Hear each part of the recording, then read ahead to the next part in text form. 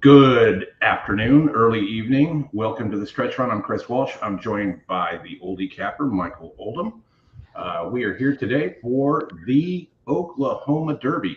We got Remington Park, we got some Hawthorne, the rest of the Santa Anita card, some Woodbine, and I know Laurel Park. I'm sure that's back down in South America. So we'll have some racing for you and some football betting. Oldie, I had a good early window. I know your fantasy isn't going well, but how you doing? It's not going poorly.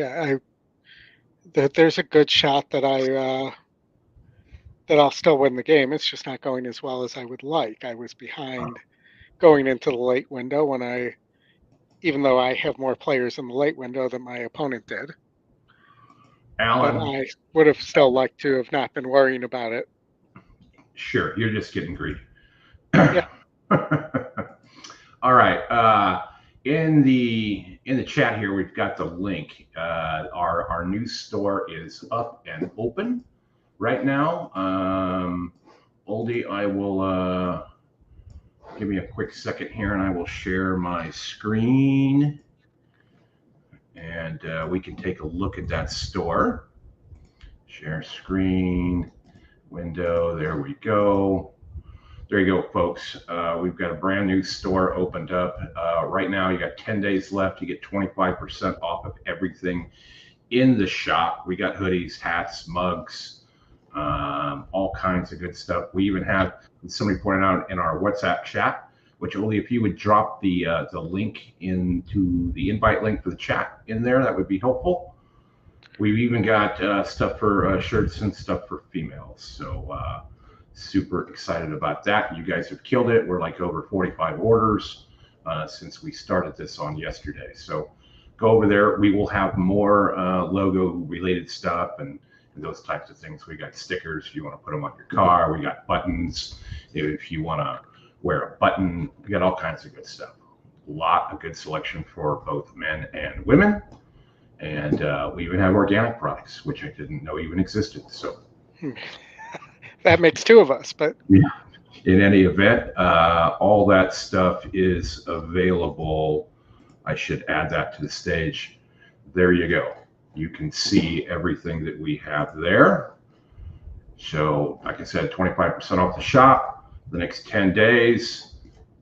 Stickers, accessories, buttons, all kinds of good stuff. And we'll have some new stuff coming out with other logos. So go ahead and get over there if you're so inclined. We'd love to see you out at the racetrack with those types of things. So I'm going to get Oldy your screen up here, and we're going to get into it. We've got 3 races coming up here in 8 or 9 minutes. We've got Santa Anita race 3 in 7 minutes. The Lashy Lady H at Remington Park, all stakes there, and the 8th race at Woodbine. yeah. Yes, race 8 in 8 minutes over there. So take it away, Oldie. All right, let's start with Santa Anita race 3. Soul of a Warrior was 4-5 on the morning line. The race sim loves this horse as well. Uh, you know, I'll just show you here. But there is an E morning line angle on this 8 Warrior Lady for Peter and his Erden. Mm-hmm. And, Silva Warrior, looks like probably needs the lead or needs to be close to the lead here for George and his Papadromo. And, you know, Warrior Lady looks like would be the horse that could take advantage if they go too fast. But right now, Soul of the Warrior's kind of dead on the board at 8-5, where Warrior Lady is getting back down from 20-1 on the morning line. I, the I'm going to go with the system here. Soul of the Warrior's the E top pick and wins the race sim by 2 lengths. Warrior Lady the long shot, and then Why Behave as would be my third pick. I think that the picks have it there, so 4, 8, 5 in that order. If either the 4 or the 5 don't break, the other one's liable to win, though. Yep, and I thank you for dropping the WhatsApp chat in there as well. So if you want to join our chat, that's the link. We will be happy to let you in. All right, and so as you look here, Soul the Warrior, top pace, top win, top Scotty, top GSR. Only area it's not top is in SOR. So the morning line maker probably has it right here, though, Mm-hmm. and you are potentially getting value at 9 to 5. So I hate to say take chalk, but this isn't a very deep field, and there's only maybe 3 or 4 horses that have a chance to win here. So, Well, um, one thing I can say about that, Oldie, is that well, the Woodbine feed is looking there's pretty only 6 horses in the race. So when good. I say there's If only you 3 or 4, if you follow Matt Miller on Twitter, and I'll plug the book one more time here, Better Way of Thinking by Matt Miller. You can go find that on Twitter. You can go to abetterwayofthinking.com and also find that, and find him on Twitter. You will know that he had 2 good posts the last 2 days. There was a huge horse yesterday at Churchill that won by, I don't know, 10, 12 lengths, and then Ways and Means today. Those exactas in there for both of them, even just pounding doubles in or out of those can be very profitable as well. And depending on what you want to do in the win pool, I know 2 to 5, 3 to 5, 4 to 5 isn't exciting, but when they're, I don't want to say they're absolute locks because that's always hard to say, but those are ways that you can build your bankroll. Hello, Luis from Venezuela. We see that on our analytics that right behind the United States, the second most popular country that watches us is Venezuela. So hope you're doing well. All right, so Remington, you got that badge horse up there at 7 to 2. 7 to 2 for Scott and his young. Place in, not in the top picks. I was 251 here for the weekend preview show. I thought this 5 horse had a really nice look to it, and the 1, and I think that the 2 is rightfully the favorite.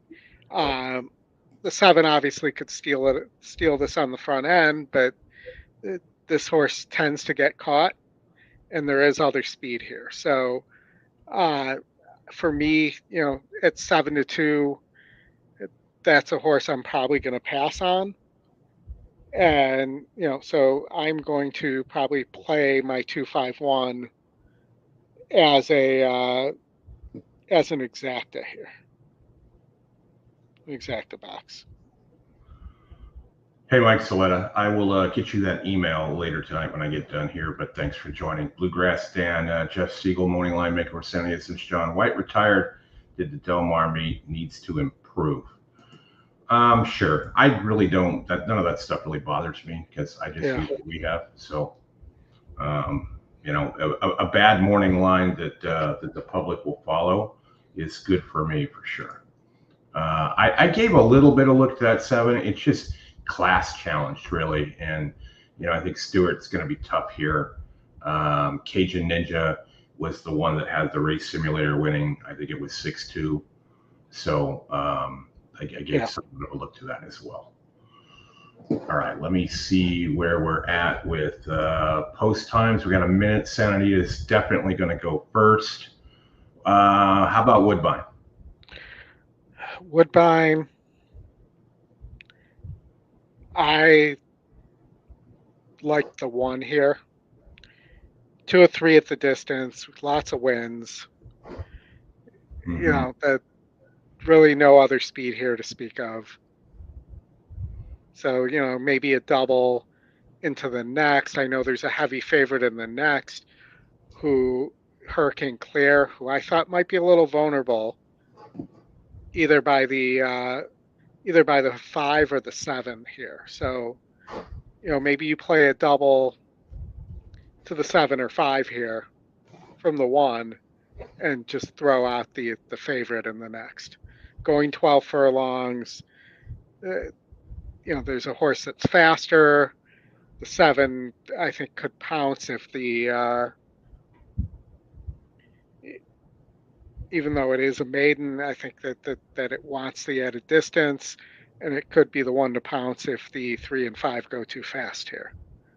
Sure. That's my thought. Either you play that, or you play, as I pull up the probables here, you play the 2 heavy favorites together, and you just take what you can get. So actually, you're not getting bad on the 1 to 3 here. You're getting 8 to 1, if that's right. At Woodbine, let me just double check. Yeah, we're going. Here we are. We're off at Santa Anita. All right. Why Behave, Soul of a Warrior at the rail. Gray Frost has some speed, and Councilwoman Jilly comes away in 4th. Then Warrior Lady and Dance Kid at the back of the field. So Gray Frost is hustled hard and is able to get the lead. Has it by 2 lengths over Soul of a Warrior, heading to the 6 furlong pole. Those 2 are 1-2, and just in behind comes Warrior Lady. Why Behave now takes 3rd, and down at the rail, Councilwoman Jilly is in 4th. The gap of 5 to the 2 trailers, Warrior Lady and Dance Kid. They're on to the backstretch with Gray Frost, leading it by 2 lengths. Soul of a Warrior races in 2nd, followed by Why Behave, a joint 3rd. Councilwoman Jilly is in 4th. Warrior Lady is 7 or 8 lengths off the lead, and Dance Kid at the back. Gray Frost continues to show the way with a 3-length edge, heading to the 3/8 pole. Soul of a Warrior pushed along, trying to get closer in 2nd. Then sorry, everybody, everything's going on. Councilwoman Jilly 3rd and 4th. Another 4 lengths back to Warrior Lady and Dance Kid. Yeah, we don't have a choice here. They're coming to the quarter pole. That 4 is getting beat. Why Behave moving in 2nd, followed by Councilwoman Jilly 3rd. Soul of a Warrior has dropped right out of it. They turn for home. Remington. And here's Why Behave on the outside, up to take the lead from Gray Frost. Gray Frost battling bravely at the rail. 4 lengths back, Councilwoman Jilly. Warrior Lady in the center of the racetrack. It's Why Behave with a 16th of a mile to go, putting away Gray Frost and on her way to victory. Why Behave will score by 3.5 widening lengths. Gray Frost. Quick Wish gaining in 3rd. Holly Dolly going on with this one to win yet again, this time in Stakes Company. The Flashy Lady Handicap by 5. Holly Dolly closing axles. Almost got the 5 up there. Trying to run for the back, paint the town silver. The Great Oz is about 5th. The top 2 well ahead. Society's Thunder's had a charge at the leader, but Giant Teddy in front. And back in 2nd, Society's Thunder. Forest Buzz is trying to make up the leeway, and down the outside, the Great Oz. Giant Teddy 2.5 in front. Coming on is Forest Buzz, Society's Thunder, and the Great Oz down the outside. The final 16th, Giant Teddy a length to Society's Thunder. Giant Teddy in front, and Giant Teddy goes on to win 3/4 Society's Thunder, and next to the Great Oz. And a couple. All right. All right. So was that really paying 8 to 1, or was that 4 to 1? What? The double into the next from the 1. So I'm going to take one more quick look here. The double was, what did I say? 1. So now it's 5 to 1.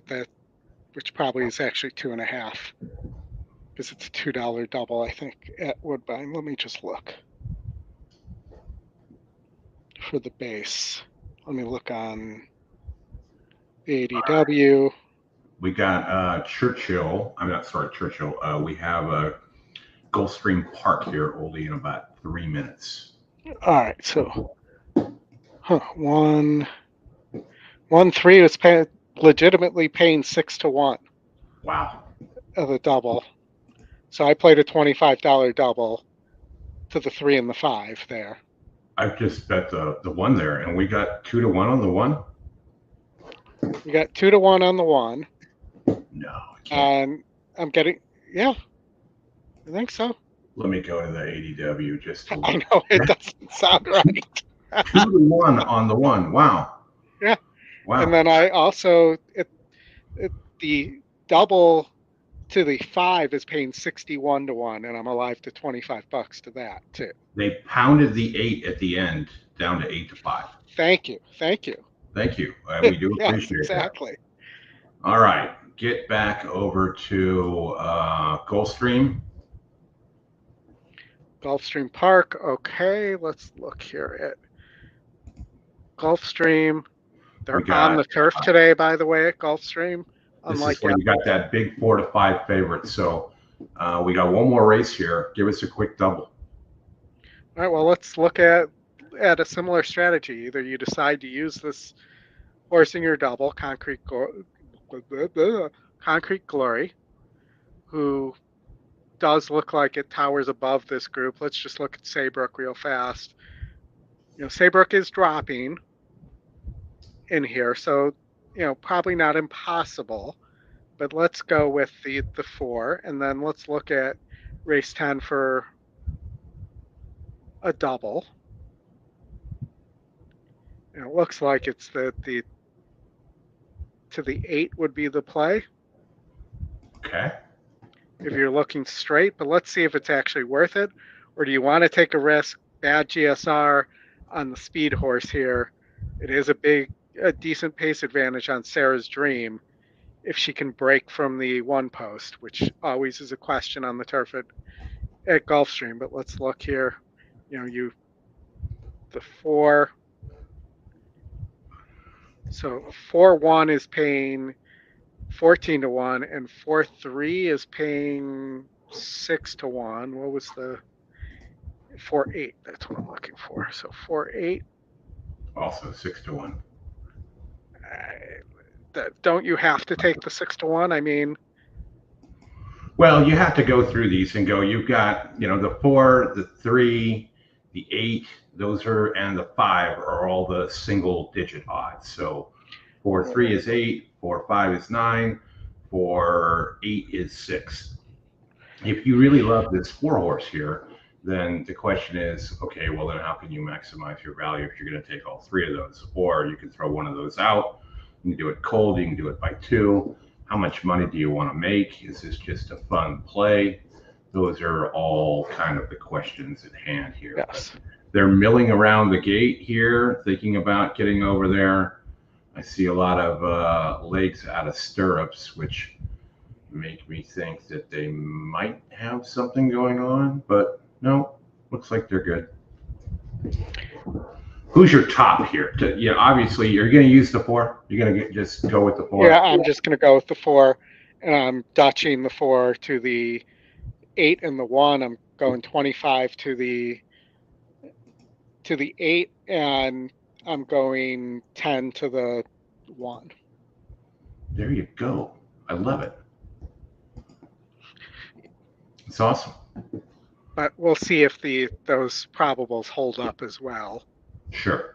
We all know they can get crushed at the end as well. So I mentioned this to Oldy before. I have a 30% boost tonight in the late Sunday night football game for the first touchdown of the game. Who scores it? So we'll get into that later. But if people have opinions like Jay Walker in the chat on that, feel free to drop them in there, and we will go over those. But thank you all for joining. It was an unexpected error. And maybe bring up the Gulfstream page right now. Yep, there you go. Let's see, 4, 8. Looks like the Niners are up 13-0 over the Patriots and 10-7 in the Browns and Raiders game. Let's see, and 2 more, Saybrook and Readier. Need maybe 2 more touchdowns from somebody. From somebody. Yeah. Well, my quarterback could come up with one for me. Marvin Harrison Jr. I think is going to have a big day today. Thanks, Gene. Good luck to you too.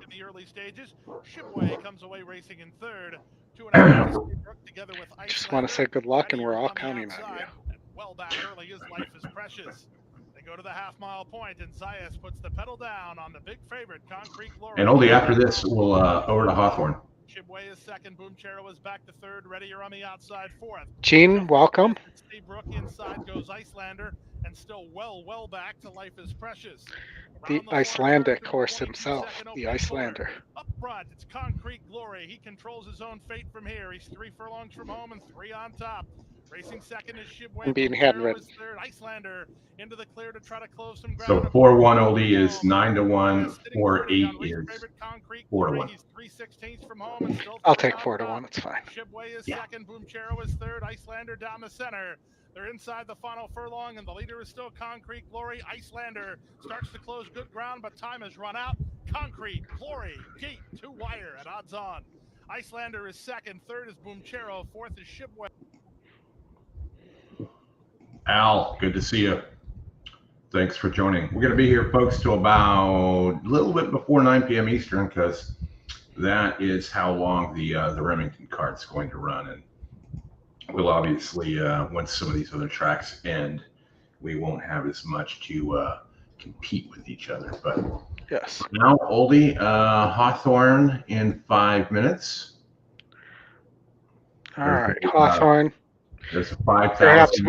$5,368 carryover in the pick 5. All right. Well, let's look at a Hawthorne pick 5. Definitely have to find a single, and in a Hawthorne ticket, you also got to look and see, is there a Ravelli somewhere that you have to be aware of, and then much like you talk about Cabrera and Elliott at Remington, it's to Ravelli or not to Ravelli. Yes. Yeah, it's to Elliott or to Cabrera most of the time at Remington. A lot of Steve at Remington too. Paco riding at Hawthorne, by the way. And Mike Smith is at Remington tonight. Mike and a Smith. I'm going to single, unless I see something. Oh, I love it, Dan. Odds on, as opposed to the sports commentators that misuse the term. Yeah, love it. I'm going to single the E long shot. Katie Milady, who's 4-4 at the distance. Yep. Horse for the course at Hawthorne, but been That's around a while. That's Has some play. success on as well. Yeah. But it really, this race really looks like it'll come down to Katie and the Kelly Breen Paco horse. And if you look, so the second pick, well, also has some speed for Mike and his maker and gets Loveberry here, but I'll take my chances here that the top pace who can rate a little bit. So I'm going to spread my $60 here. I sure wish Kurt and his cousins lost today. That field goal kicker was killing me today. I was playing against him. He scored 20 points against me today, which is a lot for a field goal kicker. Yeah, and he kicked a 58-yarder, which is the longest one ever that's been kicked in that stadium. And I think he had 4 field goals. And I'm wondering if I could be friends with any of you guys. What do you mean, Sean? Yes, the Packers lost, but they came back and they covered the 4 points that I needed them to cover. That's all that mattered there. And Andy Dalton did me a solid over 95.5 yards, so that was good too. All right, so I'm going to respread this because I want more in that. They had an interesting bet today for the morning game, after the first early games today, which were all 8 of them. If all 8 teams scored 7 points or more in the game, it was paying minus 115. And the only one I made that wager, and the only one that was concerning me late was the Jets and the Denver game, because it was like 6-0, and magically it happened. 3-1.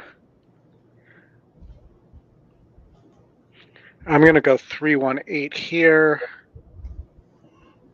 Let's see. So now if I click the button. They're still dancing around. There we go. 29. We got to have the. There you go, Mike. You have DraftKings Sunday Night Football game. They have a $10 no sweat 4+ parlay. Not bad. There we go. 67.50. 67.50. All right, that's Oldy's pick 5 as we get closer to the gate here.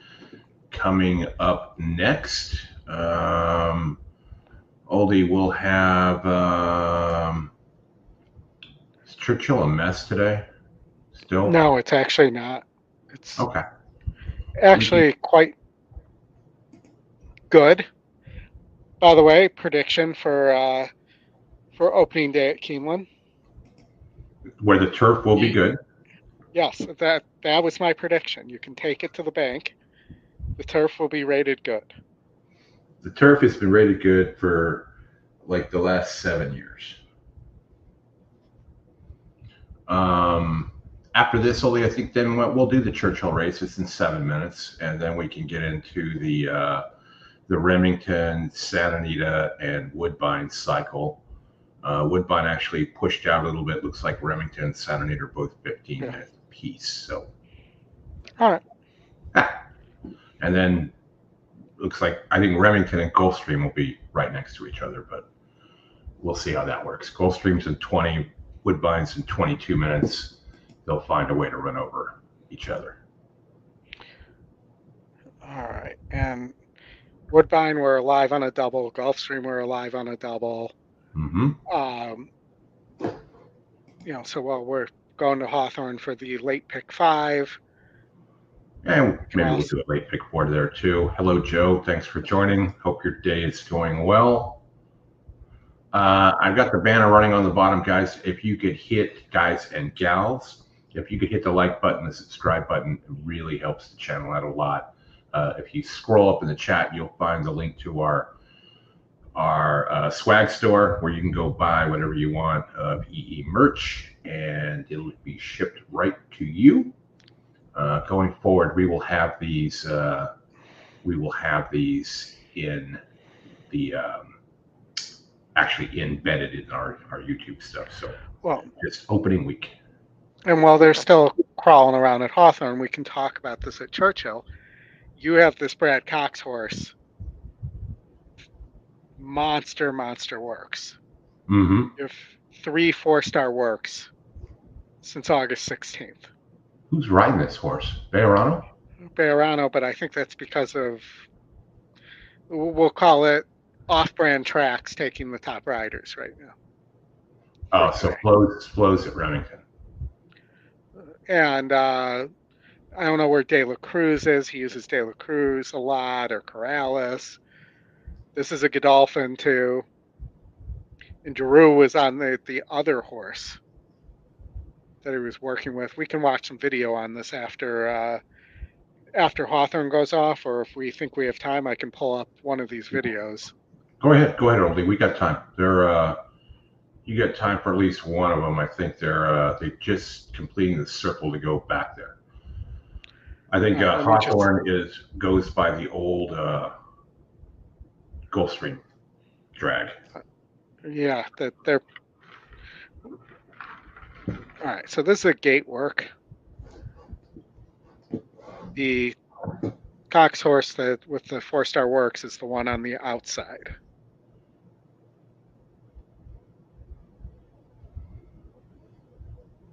And I love having videos of gate works because you can actually see, you can have a fast gate work where the horse still breaks slow.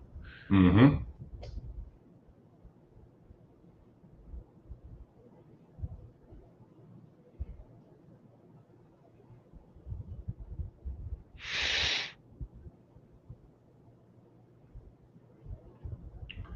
Not too shabby there. Well, let's see. Because we're on the outside. Let's see if...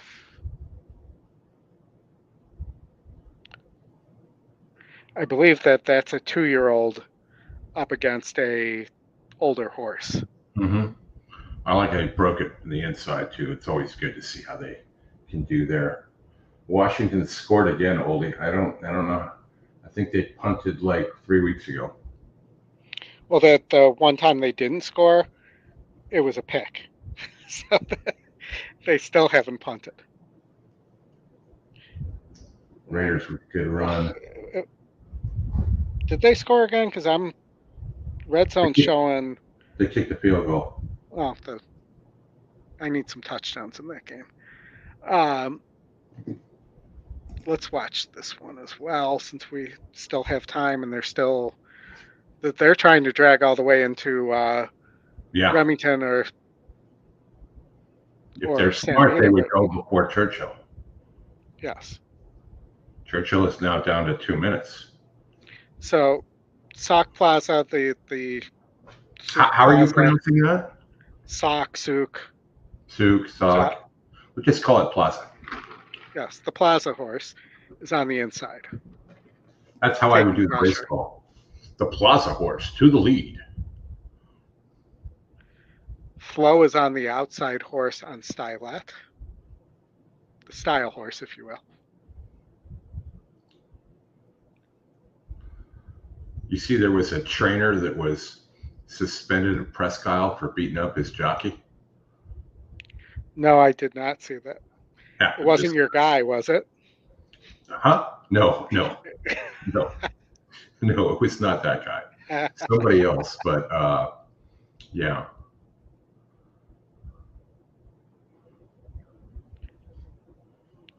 All right, looks like we are getting some action here, Oldie. I'm going to come and I'm going to bring up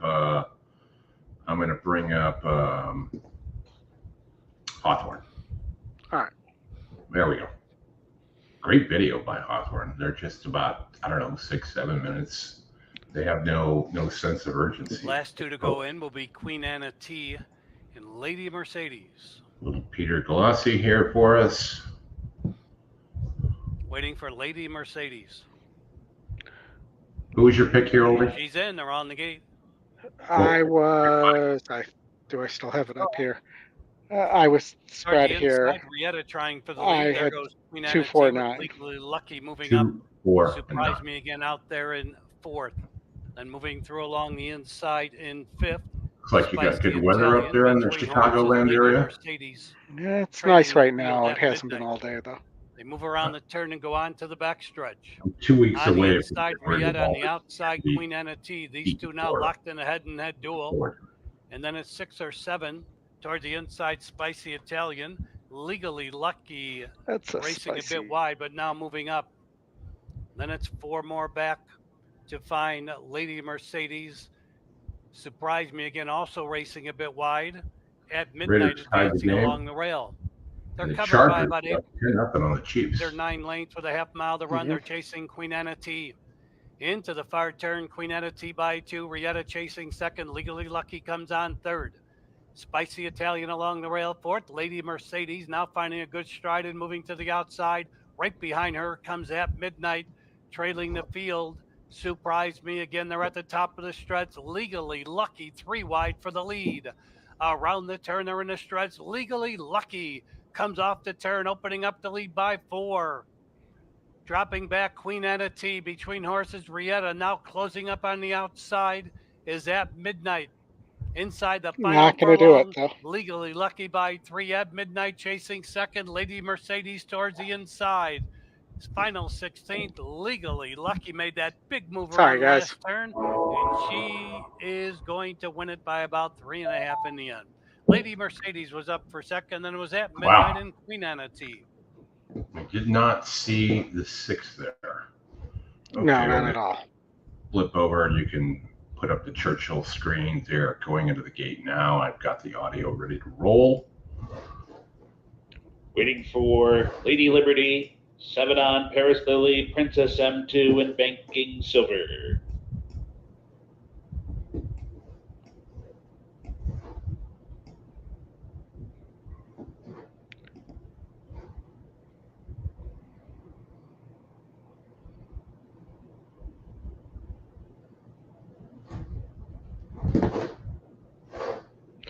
All right. Well, they're trying to go in the gate. They are. Waiting for This always 7 happens. on It's and like banking silver. they just do this to vex us. I mean, and over at Santa Anita and Remington, they're both 6 minutes to post. They're on the track at both places. Post parade at Remington. Santa Anita may go off first. In the gate. Here we go at Churchill. And they're off. Shirley Ann breaks right in stride. Stella Rassett is there. Mia's Mom with speed, and Nancy Lynn down inside comes up to. It's Mia's Mom and Nancy Lynn. These two head and head for the lead. Stella Rassett on the chase, while third. Shirley Ann broke on top, settles into fourth. 7 on moves up into fifth. Wonderland for the inside is sixth. Paris Lilies in seventh. Suit Plaza buried in traffic, racing in eighth. Jewel Box for the inside ninth. Banking Silver far, far outside in 10th. Lady Liberty at the back in 11th with the trailing Princess M2. They hit the far turn. Nancy Lynn's in front. And here comes Shirley Ann once again. Shirley Ann comes on strongly and boldly and takes charge. Well, Shirley Ann takes over as they head for the quarter pole, and Banking Silver runs up into second. So these two are 1-2 off the turn. Shirley Ann in front, confident right off the turn, now shaking up for more. Banking Silver to the attack. A serious challenge on the outside for Shirley Ann. These two head and head. Soup Plaza comes on the scene now third. Lady Liberty comes through toward the rail fourth. Final 16th. Banking Silver gets away by 2. Soup Plaza finishing strong. Lady Liberty, here's the wire. Soup Plaza. Boom. Got their last stride to beat. Good review of that, Oldy. Very good review of that for sure. That is exactly, you could see that, how they kind of trained the horse there going through the wire, right? It gave it a target, something to go after, and it sure did. Okie doke. So, Oldy, go over to Remington. Let's cover that one first, and then you got like 4 minutes before they both go, and I'll deal with that. All right, Remington. I will say, Oldy, the track people here that put up their pick 4 tickets here, they think this race is wide open. They're going all. They're singling the 1 in race 7. So I was 6-4-1-5 here, but I like I'll tell you the way I would play this. So we would be the 6 and 4 are my top 2 picks. I think they both have a big look. The 6 for Asmussen with Elliott moving to the turf, still a nice GSR. And then the 4 has really shown well on the turf at Lone Star and Remington. So those are my top 2. Boom, Alan. Nice pick 4 score there. And yeah, we'll get you a Santa Anita pick here in just about 90 seconds. So, those are where I'm going to favor. I think the 5 has a little bit of a look, but this horse doesn't always run. And I don't pretend, the 1's dropping, I know that, but from what I see, it's really just not that good. So the 1 was at the bottom of my ticket. Okay. If I were to add there, you also have the 3, the long shot to consider. Not impossible, but needs to improve. So for me, it's, let's say we were playing a pick 4 here. I already have the rest of my ticket logged in, so it's going to be bigger than it should here. So if I throw that out there, it's still too much, but it would be $64 for this pick 4. All right. Santa Anita, it looks like they are going to go first. Well, and Santa Anita looks like it could be, the track experts haven't said anything, but I think that could be an all too. Pretty close to all. It is a wide open race. Well, I'm not calling it an all. I'm just saying that it's a pretty wide open turf sprint. Yeah. From what I saw. 50-yard touchdown. There's a flag down. worthy, Oldy, if you have that guy. He's sitting on my bench in the league I have him in. So it doesn't do me any good. No. All right, so let's go back to Sanita. And, you know, the one's a heavy favorite here in terms of being 2-1. You know, this horse breaks slow, which for a horse that wants to be near the front with other speed here could be a problem. I actually don't mind Piper Causeway's last race here, the 3 at 7-1 as an option. I also think the 9 has a little bit of a look and has been at this level by one of our favorite state-bred sires in Vronsky there. Mm-hmm. And, you know, Lemon Sushi as well has some speed for Val there with Kyle Frey aboard. For me, this was a really hard race to pick something out.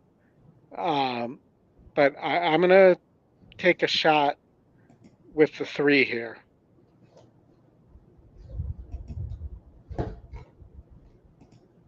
Over the 1. And then I'd look at somebody like the 6 underneath. Yeah, I like that 6. I mean, Juan's riding there. It is a money bags. It doesn't win a lot. Could get a good, decent spot today. Northern Cal horse that came down to Southern Cal. So Santa Anita is going to go first. So I'm going to flip over there, Oldie, and then we will get to... We'll probably have 5 minutes before Remington actually goes in the gate. I think it'll be less than that. I think they're going to go off right after Santa Anita. And there was no flag on that play there. So 10-7. Moon Ice and 49er Gold coming down. The 49ers are up 20-0 over the Patriots, and the Browns and the Raiders. And Eddie's last. And it looks like Deshaun Watson figured out how to play football again. All of a sudden, at least for this Saturday. But he's also playing the Raiders too. Negate. The Raiders. Yeah, I'll come with the Raiders stuff later.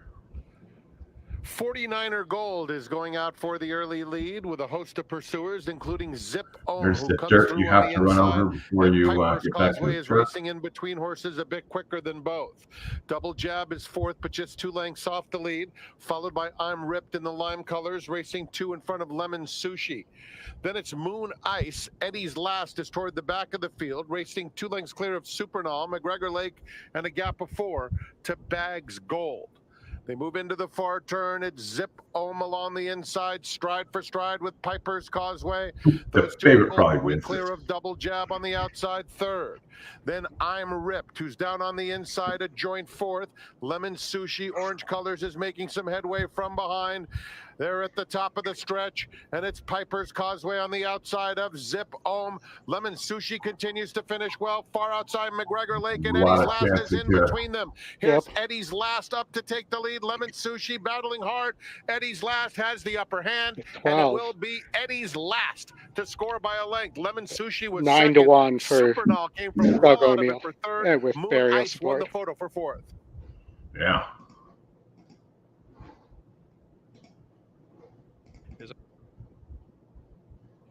Spoiler, then Fuerteventura starting to move inside 6. Lorenz is on his hip, and Red Run has made contact. So only about 8 lengths covers the field with a half mile to go.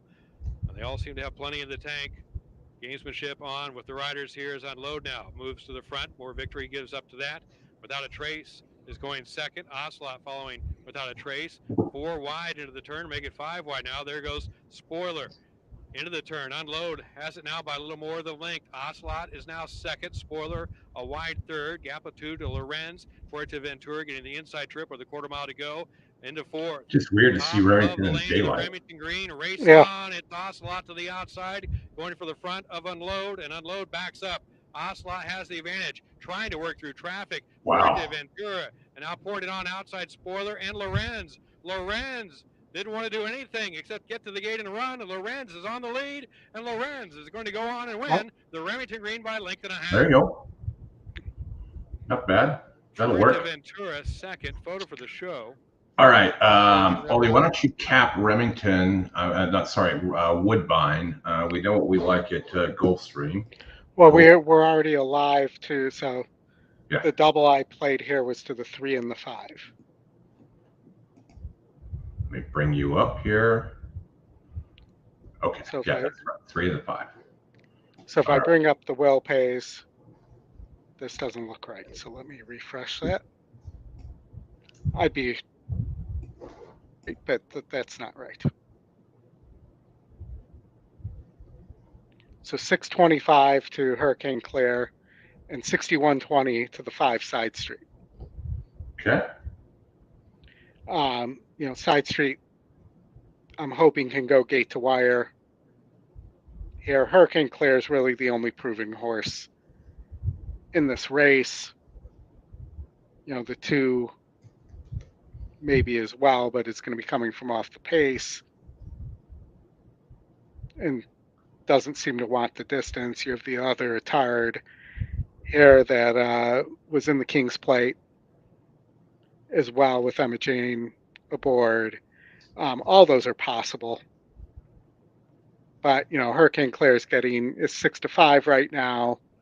I'd be bringing home that's the 6.25 to 1 payday there. All right. I mean, I'd love to have the long shot go gate to wire and show that speed. Sure. Washington 23-7 over the Cardinals. So who's going to go first between Gulfstream and... I'm going to go Gulfstream. They typically get their stuff in order. Unless they have issues at the gate, they're typically fairly punctual. Well, Woodbine's also 2 minutes, so it's going to be close because Woodbine typically loads right away. They're at 1 minute right now. I mean, they're one of their outrider dudes. These guys wear ties.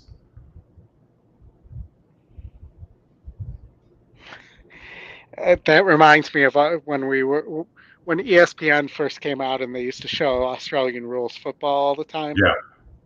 That the judges, for whether it was a goal or not, would be wearing full suits with top hats. Yep. I was very disappointed during COVID to learn that they had gotten rid of that rule and they were allowing them to wear normal clothes. Okay, it's going to be Woodbine, so we're going to get out there right now. Tell everybody the 2 we're looking for. The 3 and the 5. Thank you, Flatterer. That Alabama Rosso pick has worked out gone really in well side for me street. last night. Goes to gate number 5 by Kitten's Joy. Supplemented to this race, trained by the winner of this race last year, Lane Gilliforti. Just about to go in, Sophia Vives, side street. So with Chiefswood stable runners, we have 3 representatives here. Side street has gone up. Jokestar to gate number 6, and to the outside, Rafael Hernandez, the Saccharin, for the 134th running of the Breeders' Stakes, the 3rd jewel of the OLG Canadian Triple Crown. And the field has gone in. They're all in at the 1.5 miles on the turf.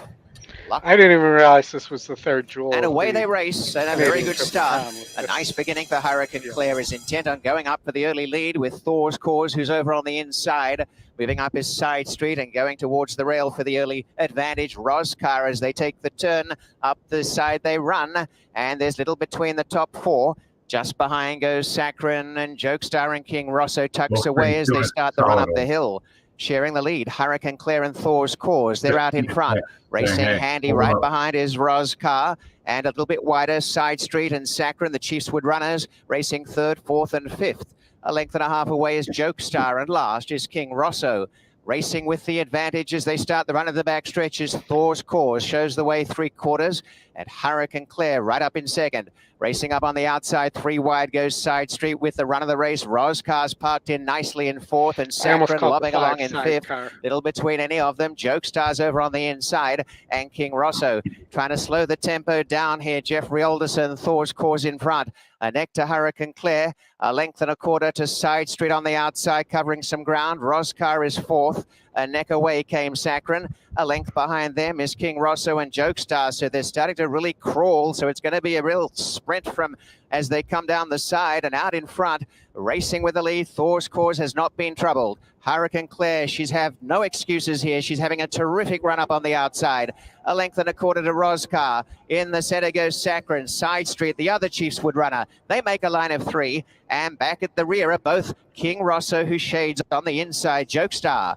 Thor's Cause went through 3/4 in 1:19 and 4 and leads the Breeders' Stakes field. Hurricane Claire flanked a length away second. Over on the inside, Roscar has had a great run. Side Street 3 wide moves up. In the center, Saccharin, and now taking off from the outside goes King Rosso, and last is Jokestar. They start to really pick up the tempo. 3/8 to run. Thor's Cause, Hurricane Claire, Side Street 3 wide. 4 wide King Rosso, waiting in the wings. Roscar, and is starting to fly up the inside. What a move on Roscar. Right up the rail to burst to the front and down the stretch in the Breeders' Stakes. Roscar taken on. Side Street's battling away. Hurricane Claire the center. Right down the outside, King Rosso. Saccharin coming on. The leader is Roscar. A length and a half to in second placing Saccharin. On the outside, Side Street, it's all the Chiefs Wood runners, and Roscar holding the lead as they come down to the wire. On the outside, Saccharin. What a brilliant ride. Justin Stein and Roscar wins the Breeders' Stakes from Saccharin. Side Street 3rd,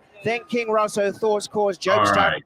Thank you, Woodbine, for going off on time. We appreciate that. And we're off for the last hit, Gulfstream. What are the 8, Oldy? Line goes Rachel's Song. That leaves one more. That leaves Aracema to the outside. They're in the gate. And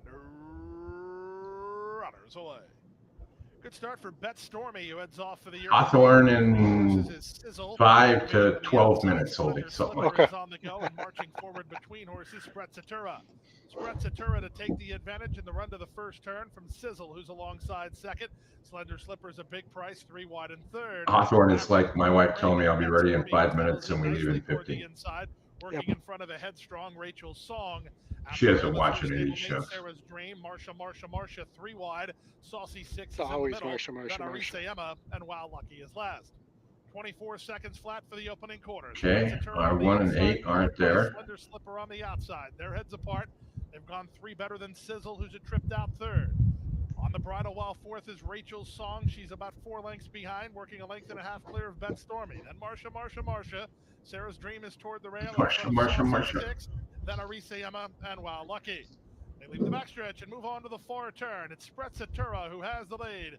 3 wide and Sizzle. Oh, 8's coming. Marsha runs. Yeah, but ran out of racing room. Racing room here. Yeah. Moving between horses is Sarah's Dream outside and Rachel's Song as they swing for home. Oh, what is he doing? World of hurt. Oh, the 1 horse. Chain reaction causing Saucy 6 to get unseated. Oh. As they straighten for the drive. So we're down to 3 chances here. No, it wasn't the 1 horse. Trying to beat was it? Down the center, that's Rachel's no, it was. Sizzles in between at the rail. No, the one's on the rail right now. Are we gonna get lucky? These 2 to the line. Sarah's Dream. We did, I believe. Sarah's Dream wins. I don't know what happened back there, but it didn't look good. Looked like the horse slipped. No, I think that was a chain reaction caused by the 8. Don't quote me on that, but that's what it looked like. Well, whatever the case may be, I don't want to watch that again. So we're going to take our victory on the 1 with the double there and move on. Oldy, get you over to Hawthorne. Yeah, that was horrible. Awful. I'm going to get you loaded up with Hawthorne. Oldy, if you could take them through this, I would appreciate it.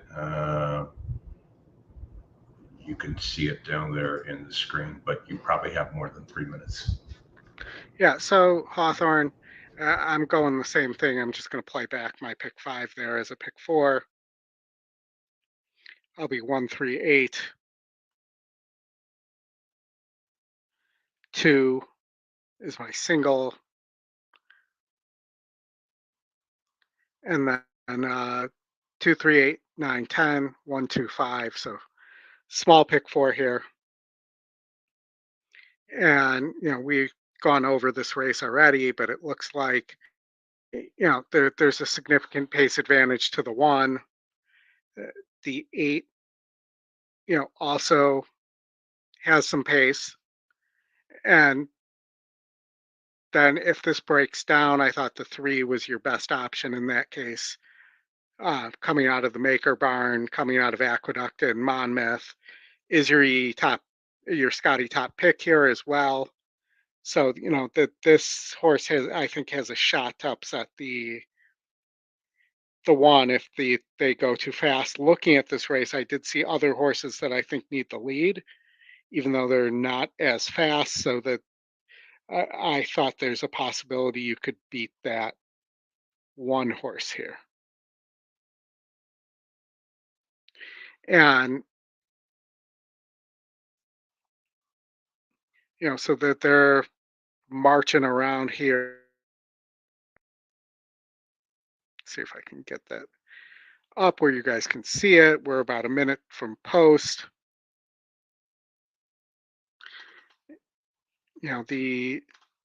There appears to be no Ravellis in this sequence that I could find. You got Frank Kirby with Chris Emma, a pretty good Illinois racing combo. Chris Emma typically finishes second to Loveberry in most years recently in terms of jockeys. He's married to Brittany Vandenberg, the trainer. And you also have Felix here. There's really not any prolific combos here as compared to some of the other races here. And that there you see the 8 horse in race 8. You see the Berg Emma combo, among others. All right, well, they're going to take a few minutes here, just because Hawthorne tends to. For today's 6, they were at Hawthorne. Eddie, what do you need help with?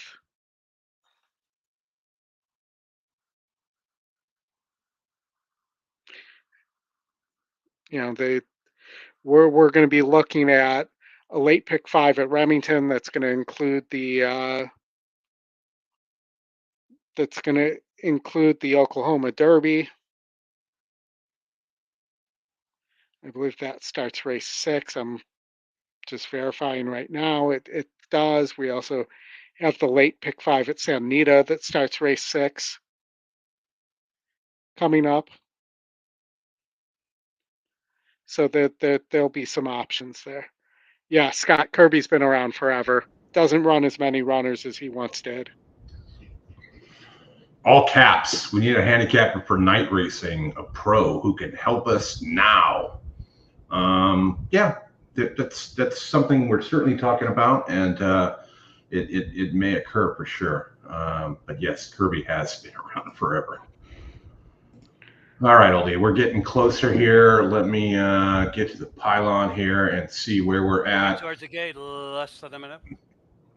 12 minutes to Santa Anita, 14 to Remington, 21 minutes to the last at Woodbine. Yep. So we'll get into the Santa Anita late pick 5 here right after this race. The Santa Anita late pick 5, I believe, starts race 6. No. Looks like Harrison starts race 6, not race 5. Harrison Bucker missed a field goal. Washington scored again. And yeah, Mike, we can talk about a alternative the starting gate pick 3 for today's 6th Charles race. likes the 8 at Hawthorne. We got to talk to Scotty about that. Oldy, by getting those alter pick threes into the system so you can use the ticket generator. Yeah, it'd be nice. It'd be something nice to have for Keeneland. Yes. Matter of fact, I'm going to send him a text right now. I would CC Ryan on that too. All right. Last two to go in will be Lunarkey and just because, yeah. Just thinking about it. Waiting now for Allotrope.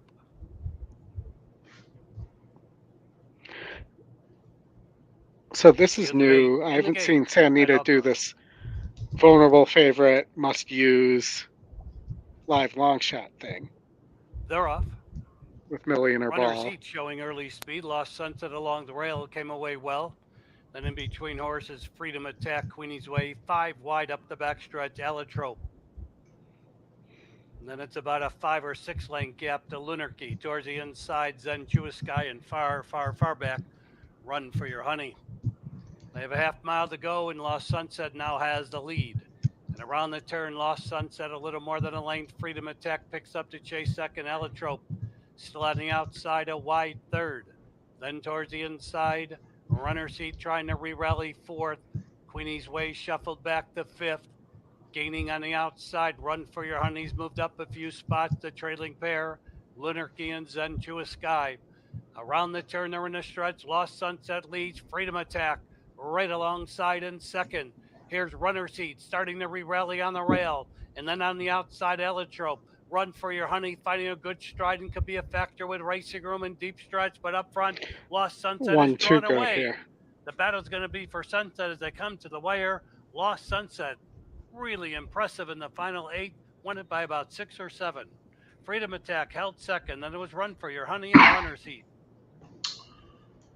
All right, Oldy, let's get you out to Santa Anita.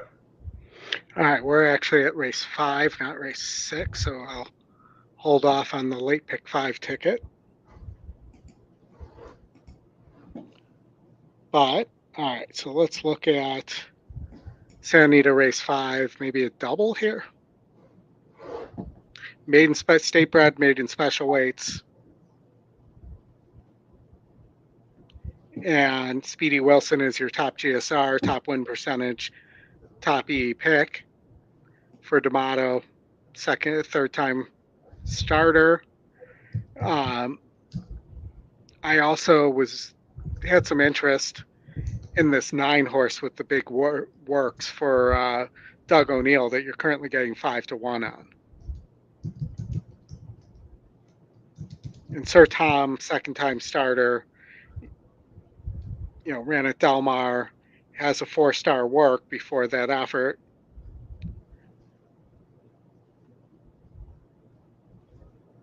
So, I think that potentially Sir Tom has a shot here to upset Speedy Wilson. Okay. So if we're looking at a double here, let's just look at, well, it's a $2 double, so we'll have to divide and conquer. So the 9, it looks like let's look at this. Well, I did hear back from Scotty with that, and he said that they are working on going to create all special wagers in the site. It's prioritized, so it could be sooner than later, which usually means could be this week, maybe next week. Yeah. I might take a chance on the 6 in the next and play a 9-6 double. Okay. And Ollie, we will go through Hawthorne race 7 as we get closer to it. We typically do these as we get a bit closer to post time. And that double to the 6 is paying 11-1. The San Anita Turf Pick 3 starts in 37 minutes, so we will definitely go over that as we get a little bit closer to that. All right, Ollie, whenever you're ready to flip over to Remington, we got 6 minutes, San Anita, 8 minutes to Remington Park. All right. Give me 1 second here. We're going 9-6 on the double. All right, so Remington.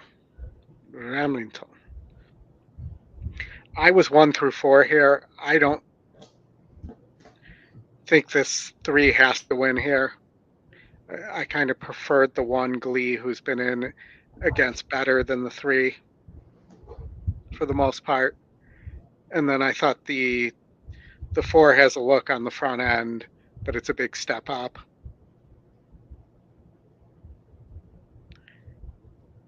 And, you know, they're all getting bet. The best price actually right now is on your on the 1 horse, who's your top win percentage and second pick for Asmussen and Elliott.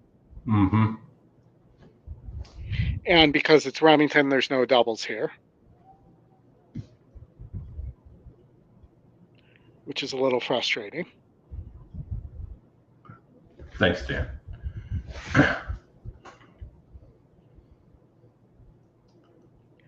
All right, smaller field here at Remington, 6.5.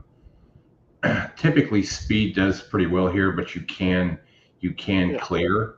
I mean, you can close here. So, how do you see it? Kind of, you know, why don't you run the race sim? Sim, okay. Always good to use the tools. By the way, the team is working on a lot of good stuff for EquinEdge right now. I don't think I want to say it's a new interface. I want to say it's just a different, the presentation of things for all the horses is going to look a little bit different, but you're going to get a lot more information that's going to be helpful from, at least from what I've seen, right, Oldy? Yeah, that sounds right to me.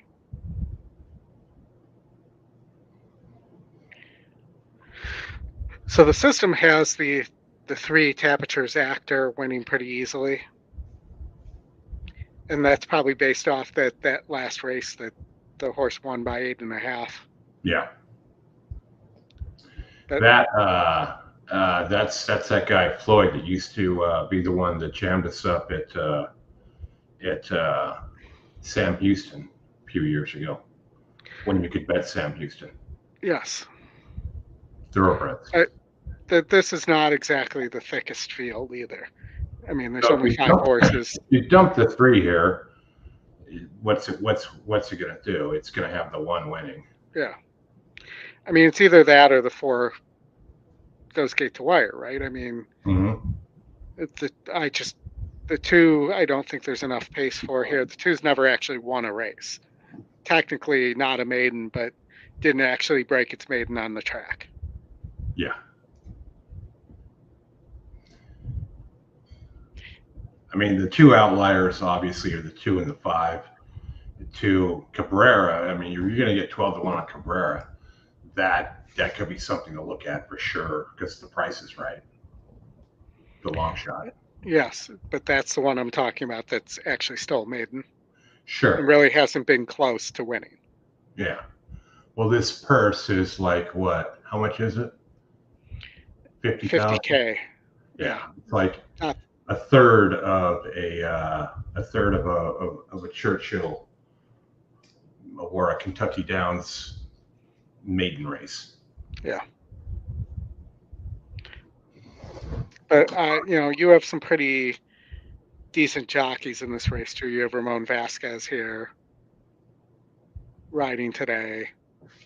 You have Elliott for Asmussen. So, you know, that there's not as much of an advantage to Cabrera as you might see in other races. Sure. Looks like they're having a pretty good party out there at Remington. Pretty good crowd for one of their bigger days. It's dance cam time. I'm not going to show it because they'll probably have music playing, and then I'll get a thing from Scotty from YouTube about how they don't like that. Well, then don't play music in the track feeds. Yeah. Yeah. And, you know, you think about the next race, it would be nice to be able to play a double into Ring Seeker here or something like that. And Remington just doesn't allow it. That's your gold badge, No, 32%. They're old school, man. There's an early double and a late double. Same thing with Los Al. Los Al put in a mid-card double maybe 5 years ago at night. But, yeah. Well, and then do you prefer the Asmussen with Stuart Elliott or the Asmussen with Giroux? Probably Stuart. Okay, Santa Anita, they're coming down and close to the gate here. Remington is still 3 minutes out. We got Woodbine in 10 minutes and the last at Gulfstream in 19 minutes. All right. Yeah, they're getting close to the gate at Santa Anita, as you mentioned. And again, Santa Anita, I keep clicking on the wrong thing, but Santa Anita, go back there for a second.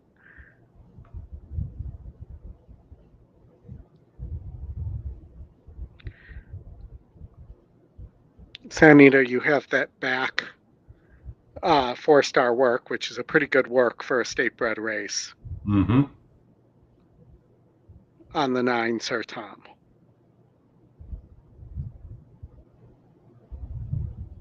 You're getting 4-1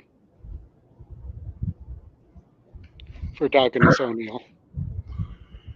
Appreciate you all for joining. If you would hit that like and subscribe button, we would appreciate it also.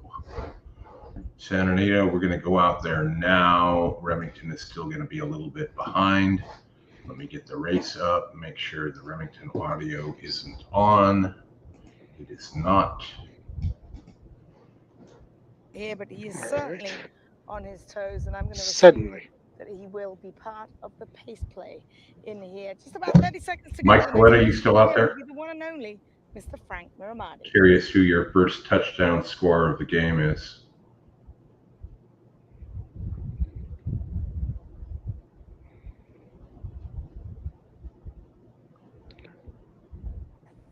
The horses have reached the starting gate. It's post time for the 5th. They're moving into line. Start of the pick 6. Pool over 130,000 in the final stages of wagering. Good luck in the pick 6. Gray Power coming up. 3 Georges going in.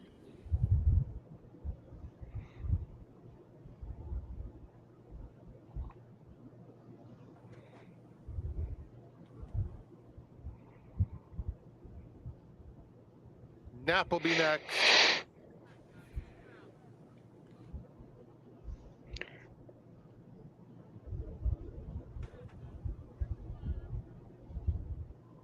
Sir Tom to the outside. And they're off. Sir Tom is hustled out for the early lead. Down at the rail, got him, caught him, is moving right up.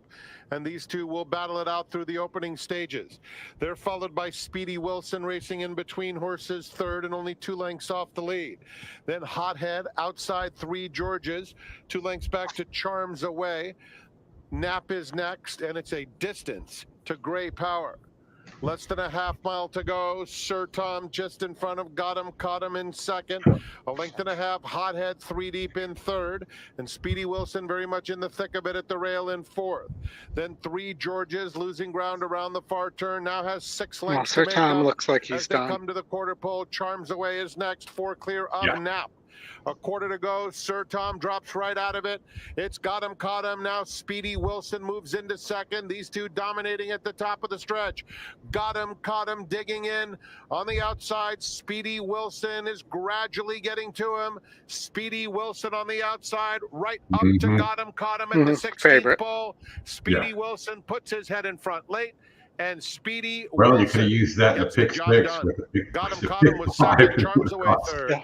George's fourth. Actually, no, it would have cost a lot more because pick six is now $2 at Santa Anita. Okie doke. Let's see where we're at with our friend Remington. Going in the gate. Perfect. Temperature's Actor. Sophistry in the green.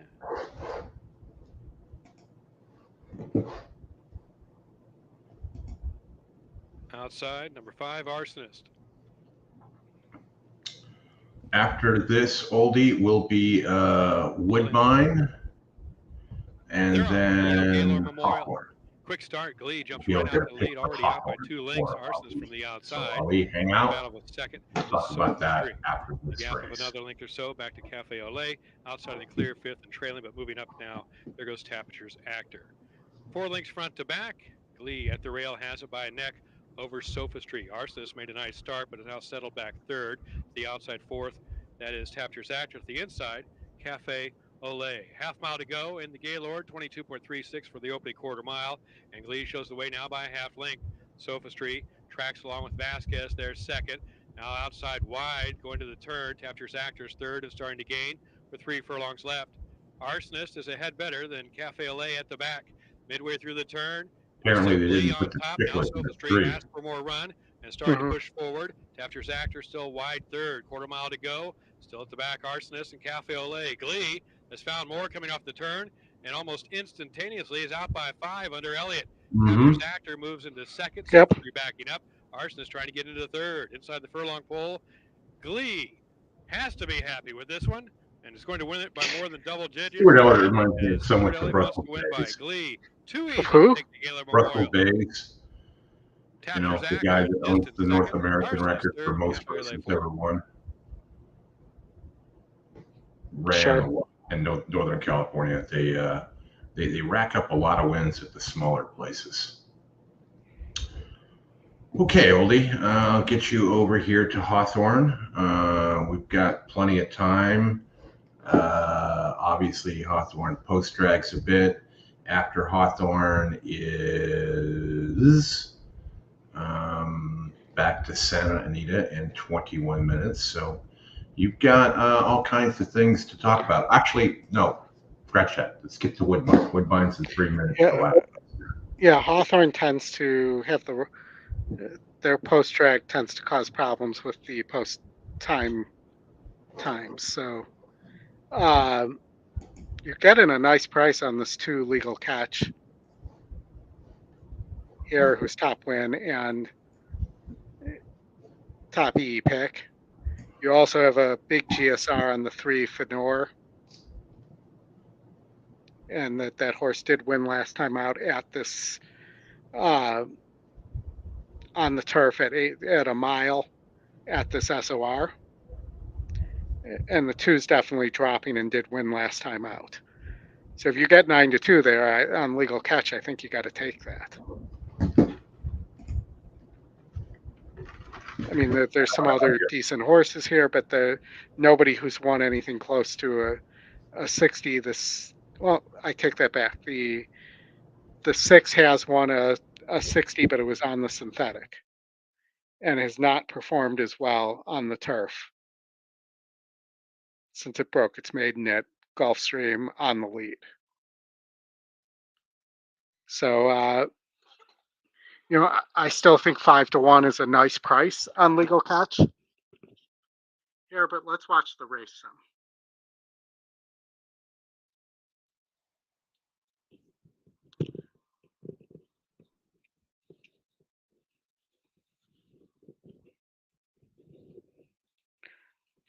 And you see the 1 gets to the lead. 4's got some pace too.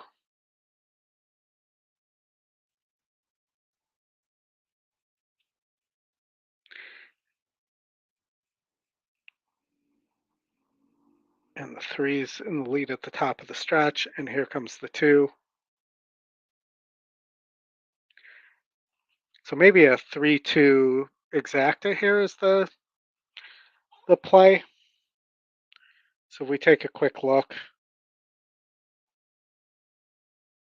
at the problem. Yeah, the probables. Hold on.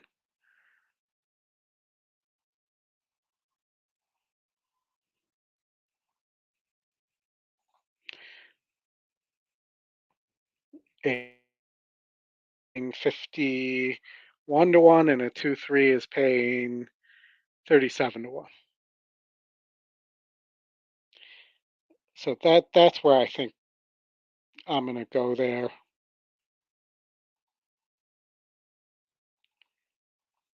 And see if we can get a nice exacta home.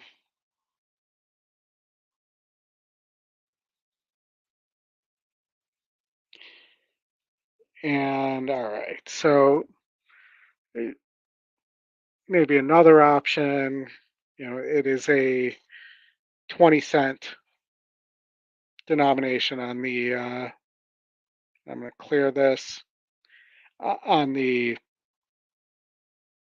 trifecta. Let me just make sure we don't miss the race because it is showing 0 minutes to post.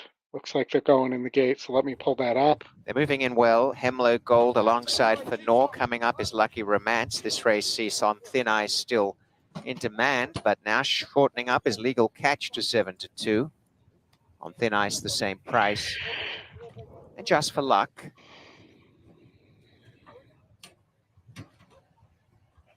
Going in is On Thin Ice. Deeper out.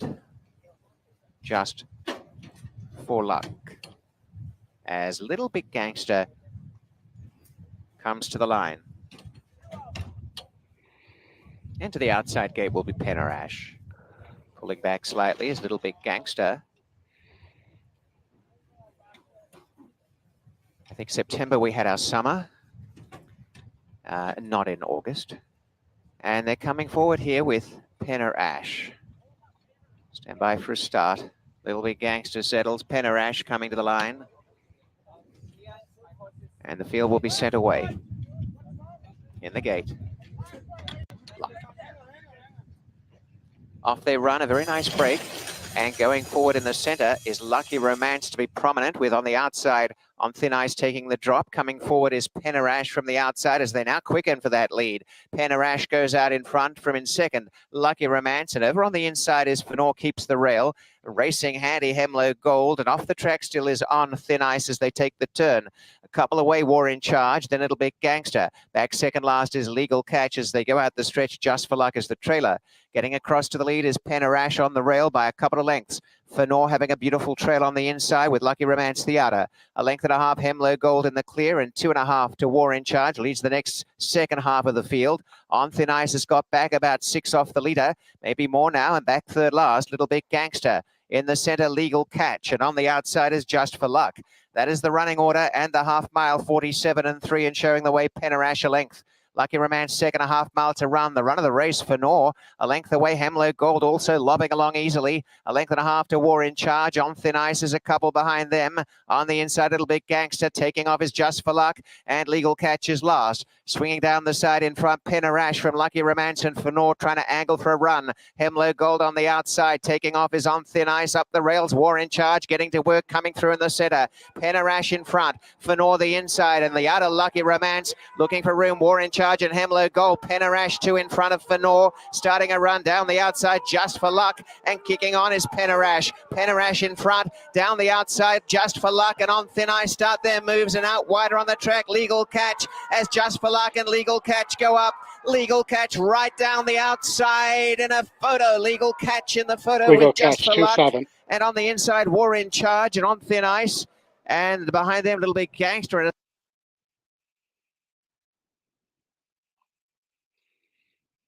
You're muted, Chris.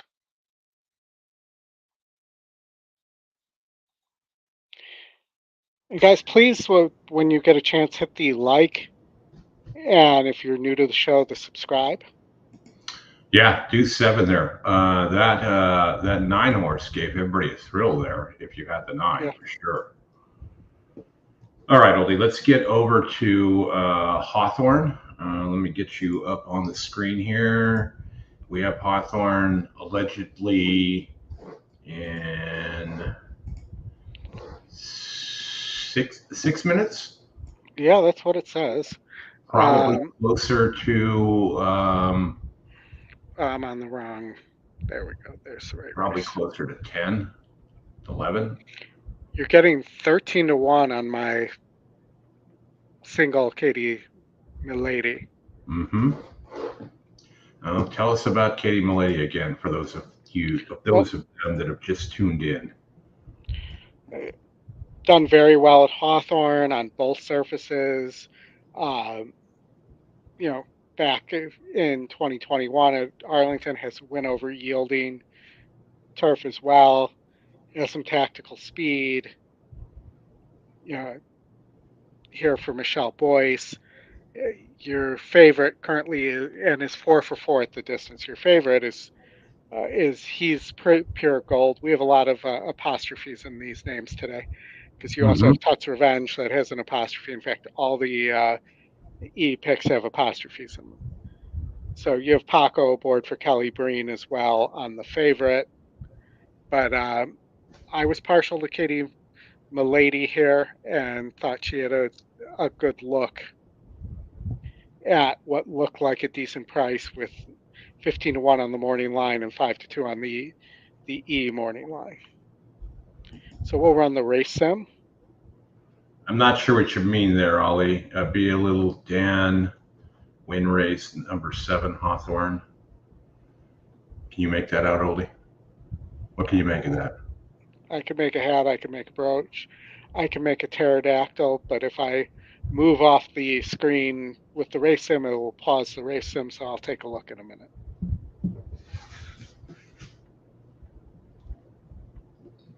Raiders 19-10 against Cleveland. The race sim has 4-10-1-2. So I don't know if you've noticed today, Oldie, watching Red Zone, is that it first started with the Glazier family donating $1 million to the hurricane relief effort that went through. And then David Teppers from Carolina said, you know what, I got $3 million. And then, not to be outdone, Arthur Blank for the Falcons has got I got $2 million. So, and if you follow the ownership things, those 3 owners don't get along. Well, I'll just say you don't hear the McCaskies making a donation. No, but Florida, Atlanta, and North Carolina severely affected. Yeah. Chicago. But I'm just more commenting, and the people from Chicago in the chat will probably agree with that statement that's pretty predictable for the McCaskies.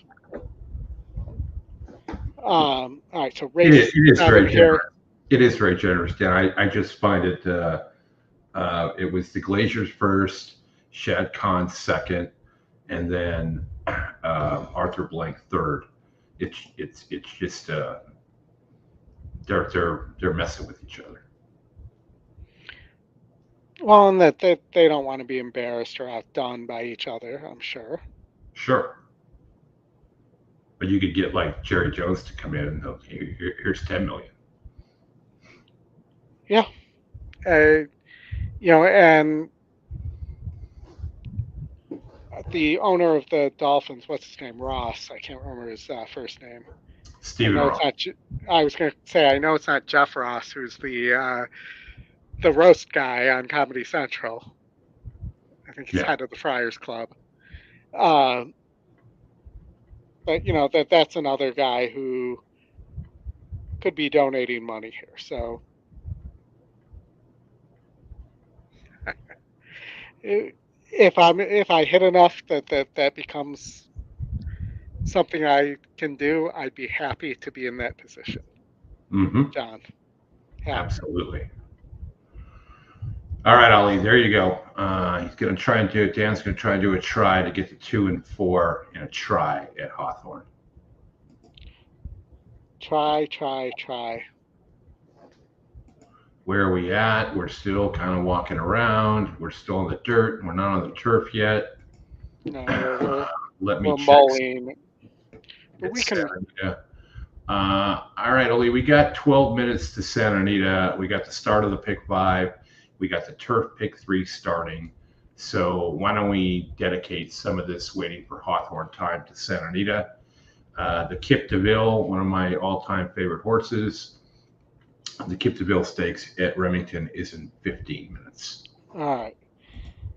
And the Cecil B. DeMille, that is at Delmar in the fall meet, isn't it? You're not wrong, John. You're not wrong. All right, so here's my ticket, and we'll go through it here while we're waiting. And then we can come up with a turf pick 3 as well. You sharing that one out, Oldy? Yeah, I'm getting that ready right now because we're going to run out of time if I don't. And if you're a Twin Spires user, if you have an account with Twin Spires, Oldy puts a lot of shared bets out. A lot of other people do. You can find that in our WhatsApp chat. I believe the link. Did you change the link, Oldy, in the YouTube? I put it in the YouTube, but we did change the link a few days ago because to make sure we cut off all the spammers. So yeah, we get a lot of crypto people, stock people, and I see the bet share is coming in imminently right now. All right, so looking here, I thought this race was very wide open. I went 4, 6, 8, 9. I went the E picks plus the 9 here for Peter Erden with Maldonado aboard. I think this horse has a chance on the front end. You have the top E pick who has beaten 64s at 6.5, his wins at 5, and has just missed a bunch of times at 6 as well. You have the other Erden for with Rispoli aboard, and that horse is your current favorite. Not the greatest GSR though, but does have a win against 64s at 6 furlongs and 62s. Pretty prolific horse. The 4 is the long shot, and this horse has just been missing. And if it was low odds, I'd refer to it as a money burner. And then Jetivator, the other Erden horse, not Orden, who also has some wins against 66s, 62s. I thought the 11 is going to really need to negotiate a trip from that post, and that is why I took a pass on that horse. And then in the grade 2 Zenyatta, I am 5, 4, 6 here, and I think the 5 has a nice look. Desert Dawn for D'Amato with nearly won the Santa Maria grade 2. You have the Baffert with JJ aboard, won the San Anita Oaks, then hasn't really run that well coming back. This is second off the layoff, and I think it is primed to run well. And then the 6 Sugarfish, the long shot for Mullins, won the Summer Oaks, beat Nothing Like You there, and the grade 1 Clement Hirsch was too much for that horse, but that horse really showed a lot in the Summer Oaks. So those are the 3 I was on there. And then the second turf leg, I'm spreading, but I do think this one has a big look on the front end for D'Amato, dropping in class from SOR of 60 to 54. Straight luck. And there's some other nice horses here, but none that stick out as great. I added Jack Six Pack again.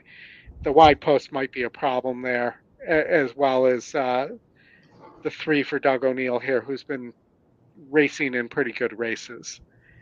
And then race 9, I'm singled to Straight No Chaser. I talked yesterday about how I don't like Fort Bragg. I don't really think Fort Bragg is a sprinter, and Fort Bragg's really not that fast. So I went with the single, and then I was 2, 3, 8, 10 in the last. And you'll see the 10, the top pick for Lewis, looks pretty solid, might be a single there, and as well, you have the 3, your long shot, who does have wins good enough against 62s here at a mile in Sneaker, and does have the pace square. And then the 2, and then the 8 Watchtower, former Chad Brown, second time Baltus. All right, Oldy, I'm going to cut you off here. We're going to get out to Hawthorne, and then we'll come back and look at that turf pick 3. That was a long post track. Yeah, well, it worked out. You were able to get your Senator pick 5 in. We'll get to the turf pick 3, and then we'll start looking at those races as they come up. We still got to get to the Kip DeVille at Remington and talk about that one as well. Turnover in the Washington game, 35 to 14 over the Cardinals. 7 minutes to go. Evan Harlan and 2 more left to go. Waiting for Woodcock Flight. He's in. Waiting for Atago. Looks like they're waving turf course. They're all in the gate. Turf looks in good shape. It does. They're off. Towards the inside, Katie Milady trying for the lead. Touch Revenge came away well. Here's Evan Harlan moving up. He's Pure Gold on the rail is 4th. Then on the far outside, Atago 5th. In between horses. Challenge flag. Turn and tight quarters look where all the late money went. Followed by Out of Deductions inside Another Mystery. Boo. Then to the outside, Tonka Warrior. 911 Turbos on the move from last as they begin their journey on the backstretch. The opening quarter, 23.99. And on the mid backstretch, Katie Milady leads a length. Touch Revenge moving a closer second. Then in between horses, Evans Harlan 3rd. The outside, Atago moves up 4th. Make that on the outside, and 4th is Tonka Warrior. I'm not sure what the Then jockeys on the far outside are doing. Here, Pure Gold, a half in 47.66. They move around the turn. Katie Milady still has the lead. Touch Revenge racing second. He's Pure Gold. Now looking for Racing Room on the rail. Then in between horses, Evan Harlan's still there, followed by Tonka Warrior. 911 Turbo made that big move, but is losing ground. Here's Atago looking for room inside. Yeah, that's what I was thinking. The trailing trio, Out of Deductions, Another Mystery, and Woodcock Flight. 3/16 to go. Katie Milady, the mare is still in charge. Touch Revenge chasing second. Marge in charge. You're not going to get 15 to 1, but the final 16th. EE Morning Line was 5 to 2. Closing along the inside. Here comes Another Mystery. Another Mystery coming through. The 2 long horses shot. go 1-2 in the carry. It was Another Mystery over Katie Milady. And just so you know, the Carey family owns Hawthorne. Yeah. All right, Ollie, let's go. We also have the late pick 5 coming up at Remington, and there's the Remington late pick 5. So before you go back to your San Anita ticket real quick, and then let's just highlight the turf races. Right, because you've already gone. 4, 6, 8, 9, 1, 3, 4, 7, 2, and then I would either go 10 or 3 as the single in race 10. Yep, $3 turf pick 3. Okay. Go over to Remington, and I'll get the videos queued up here for San Anita and Remington Park. Remington, we have a little while. Looks like they're no longer coupled together. Yeah, we got 2 minutes to Santa Anita and 6 minutes to Remington. They'll probably run a little bit over 6 minutes. So, as they say, you have the floor. Give me one more second here. So, my single is a Captain Obvious, in my opinion. But give me one more second to put this in the chat and see if there's time to do that. Hello, Catherine. Thanks for joining. We appreciate you having you here. Yeah, Dan, we all needed that race to end at 7 furlongs for sure. Caught at the wire. Yeah.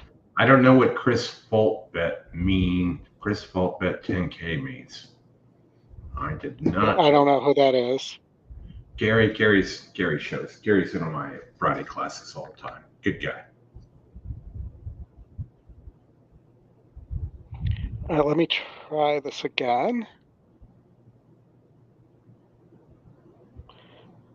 But, I'm 2379 here. I think at Remington, this next race, pretty wide open. Well, let's go in reverse. Who are you singling in the last? That's what I'm curious. Give me one more second here. You didn't even notice I put the Raiders hat on. All right, so my single in the last is Most Wanted for Brad and his Cox. Multiple 4-star works, undefeated horse, 1 in 80. This is a 68. The only other, Dematic was a horse I had a little bit of interest in, and EJ's won the Cup. But again, they're both facing much easier. So for me, the horse that makes the most sense here, both from a past race, tactical, working well, high percentage trainer, was Most Wanted as my single there. So if we go back and look at, leg 1 here, Ring Seeker was the 3, was a gold horse, but the other Asmussen is the one getting back. Remember, we're having the conversation. Who would you rather have here? Mm-hmm.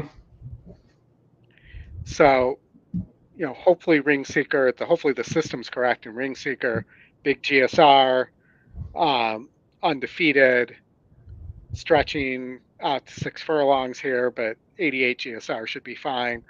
Hopefully that horse is the one that comes through. All right, we're gonna get out to Santa Anita right now, and then we'll get it back to. Yeah, we'll get back. We'll have time. And they're off. Give me the loot with a smooth start, as did My Summer Dream, breaking alertly. And in between those two, Jetivator now sprints up. So Jetivator sets the pace today. Hello, James. Welcome. Give me the loot. Thanks for joining. And then One Flew South now moves up between rivals third. Patron Doro is next. Hot Box in a tad tight. Drops within 6 lengths of the leader.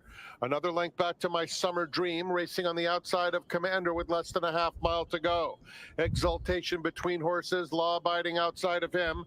Chasing Money and What Makes Sammy Run. Jetivator is the boss around the far turn as Gimme the Loot moves into second, followed by One Flew South at the rail third. Then Hot Box and Patron Doro racing right together. Commander awaiting a spot to run, has 8 lengths to make up. Exultation in the purple. Top of the stretch for Jetivator, 4-length lead. My Summer Dream is coming swiftly though, and My Summer Dream right up to him. I was wrong about that 11. Commander who starts his rally. Exultation's coming, and What Makes Sammy Run from dead last. Jetivator won't surrender. Jetivator just in front. Here's the line. Photo finish. Jetivator, wow. His game is I don't know. Did he hold off Commander? His noses apart between those two. My Summer Dream was in between them. I don't know. Was it the one who I don't have anywhere? Sprinting or the 9 in a photo finish. We'll wait on that. Let me see where they're at Remington. Hopefully they're not as on time as they normally are. They're not. They're showing people's tickets right now. Okay. Then we're good. We'll leave it here. Let's see. How about we? The one inside. Oh, I think the one got you, Oldy. If it is, it's a terrible bob. Yep. Oh, I don't know. No, it's the one. Terrible timing by Maldonado on that bob. If it's the one. It's the middle of the window of the mirror.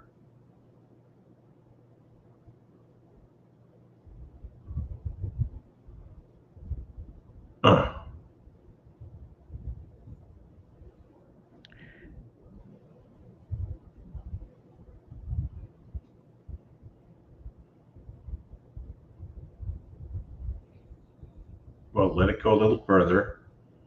Yeah, just a hair. When they show the photo on that, the one is going to be on it, and the inside horse is going to be right behind it.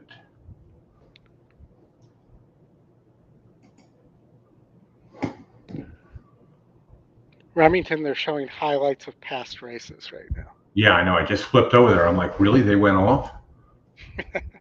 I'm like, what the hell? They weren't even close. Yeah. Yeah. Sorry, everybody. We took a shot. One was wrong, or one wasn't. Barrios. So. Hell of a turf rider. That's a nice trifecta there for sure. Okay, we will flip our reorient over to Remington, Oldy, and this is the part of the program where we start running a little thin with things. Yep. So after this Remington race, the next one we'll have is going to be about 25 minutes to the Zenyatta Stakes at Santa Anita. That one definitely hurt. Yeah, that's brutal. Hot Gunner has the rail and moves right up. And we'll probably use a little bit of time here going over some football stuff. So if you guys got football picks for the Sunday night game, which should be just outstanding between the Bills and Baltimore. No, unfortunately, not a dead heat. But we saw what happened with that. At least it wouldn't have been the favorite if that happened. Yeah.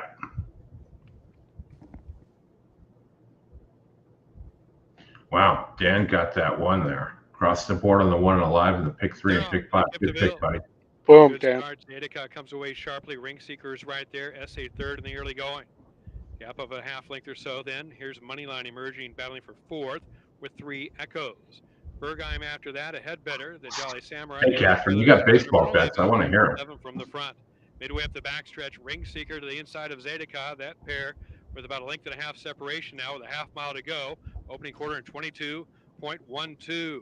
Battle continues with Ring Seeker now putting nose up front of head of Zedeca as they go to the turn. 3 Echoes, a neck better than Moneyline, who is fourth.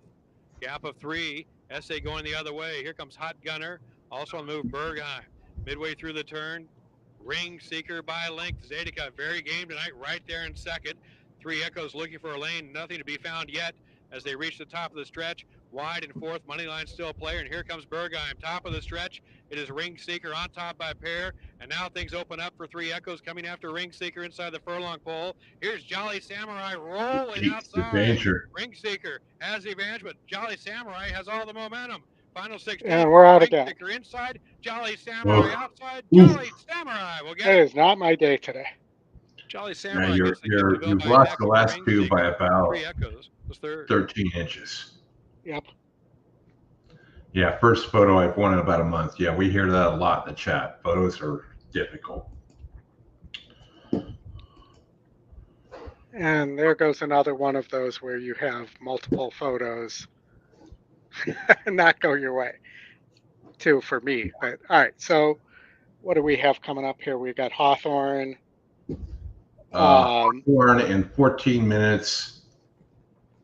Unless you want to cover some of these South American tracks, Gulfstream No, race 11. I think we'll pass on that. Hawthorne in 13, and Santa Anita race 7 in 23 minutes. So perhaps maybe you want to talk a little Hawthorne. not much to talk about it in that race. That's the problem. All right, so let's get over there. Give me 1 sec. You can look at the late pick 4 at Santa Anita too, if you want. Yeah, I would just play back my ticket. But I've been wrong so much today. All right, so I thought maybe this 2 had a little bit of a look. It is 5 for 20 lifetime. There is some other pace here though, so it's not the greatest pace advantage. The picks the 8 and the 9,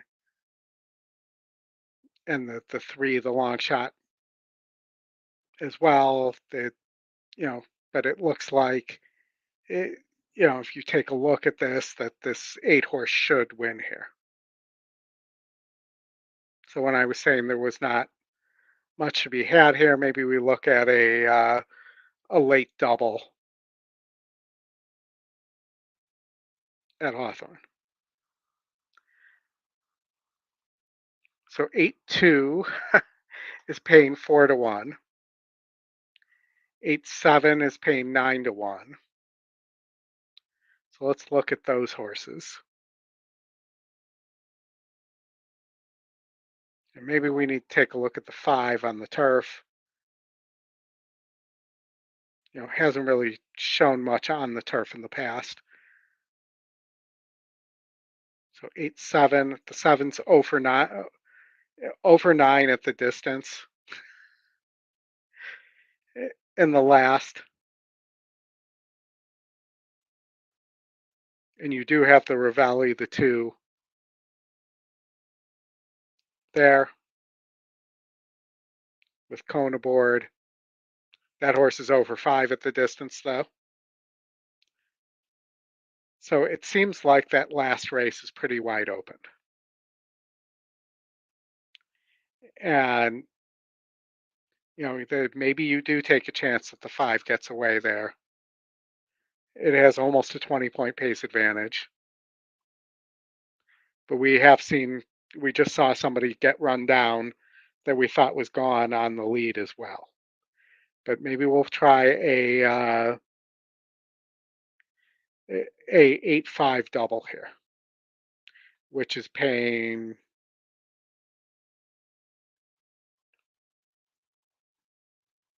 40 to 1.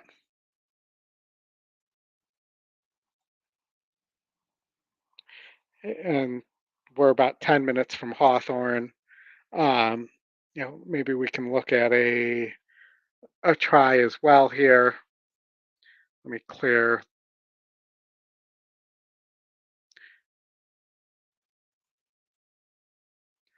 All right, so we'll go with the 8 on top. If we wanted to look at the 9, the 9 did beat 50s, as has the 3. The Vandenberg horse, the 8, has beaten 54s, but hasn't run well the last couple times out. So maybe you take a chance on a horse like the 9 if I can get the view to close here. It is your second pick. It does seem to set up well. Let's look at the race sim as well and see if we see anything else. Somebody closing here or something we might have missed. Maybe this 10 is somebody we missed here.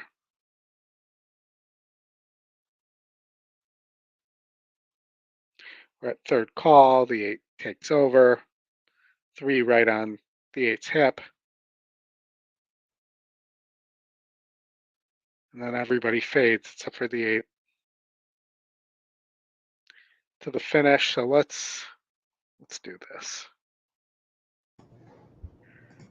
Let's go back to the 8 on top. Let's look at the 9 one more time.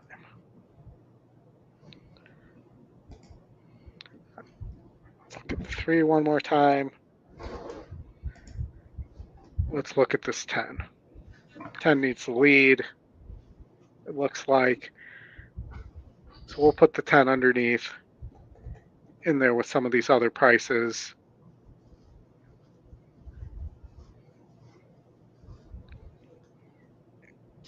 And we have our trifecta.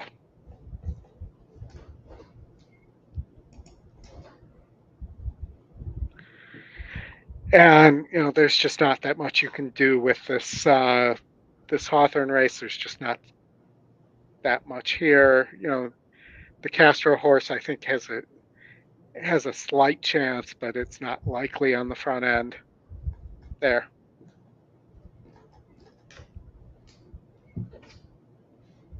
So we'll go with a 8, 1, 3, 9, 10.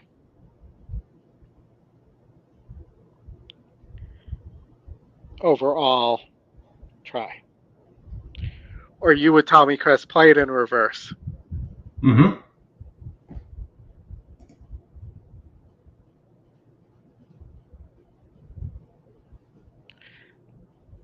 Nicely done, Dan. Nicely done. So let's look at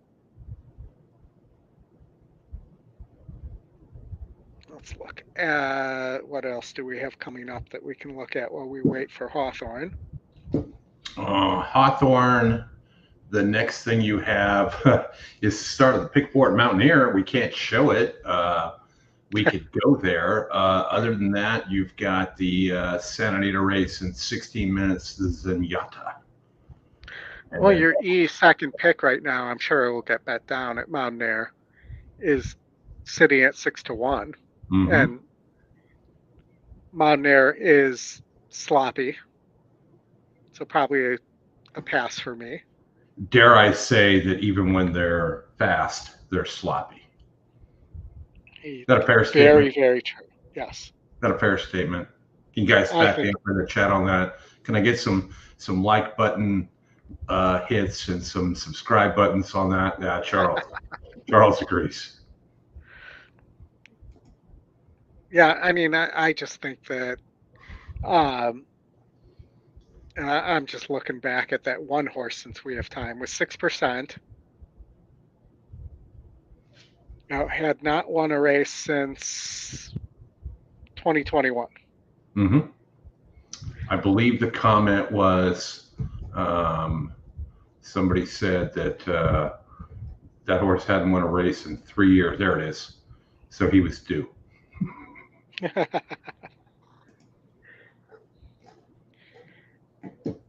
But 6% in a field this size is not something to be laughed about. There was something the system saw there. We got a touchdown in the 49er game. Patriots have scored. And unfortunately for you, Cleveland just scored a touchdown to take the lead over the Raiders. I might have to change the hat. Gardner started today, and nobody would have been surprised if AOC, Aiden O'Connell, would have come in at some point. But he's been doing okay. But that's a Mountaineer game. The Raiders and the Browns, for sure. Well, and then look at what the Redskins are doing to the Cardinals. Huh? Look at what the unstoppable Redskins offense is doing to the Cardinals. Yeah. I took the over late in that game.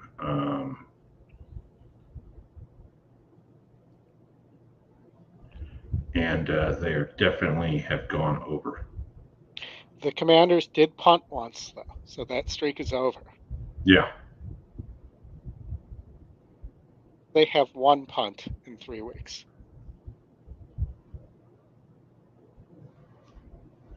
It looks like Arizona's just rushing the ball to run out the clock. Chargers and the Chiefs are tied at 10. Oh, that Cleveland TD was nullified due to a hold, Oldy. Sounds like Cleveland. Yeah. So I can still keep the hat on. It's still 20-16, just under 9 minutes to go there. 49ers. Did Fields win? I believe they did, yes. I believe they won by... No, I think they lost. They did. Yeah.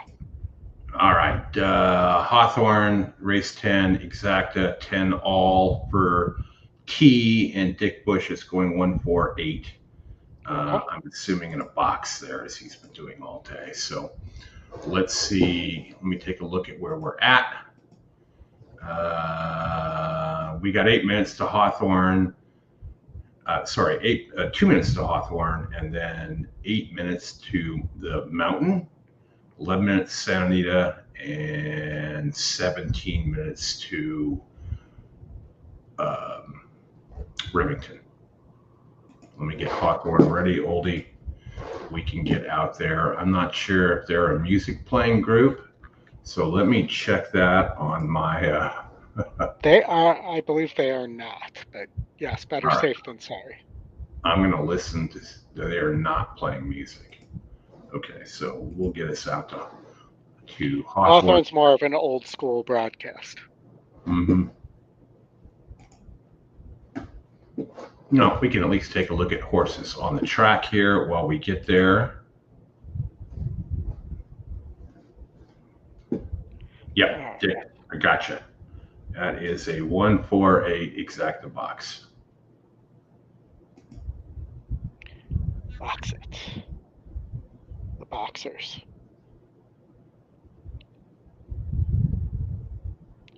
I was gonna lost my thought here, but I think we have some good racing ahead. Yeah. And thank you to everybody tuning in and sharing their football and horse racing Sunday with us. Yeah, don't forget to check out the swag shop. Oldy, you want to throw that link back out there in the chat? Yep. A sec.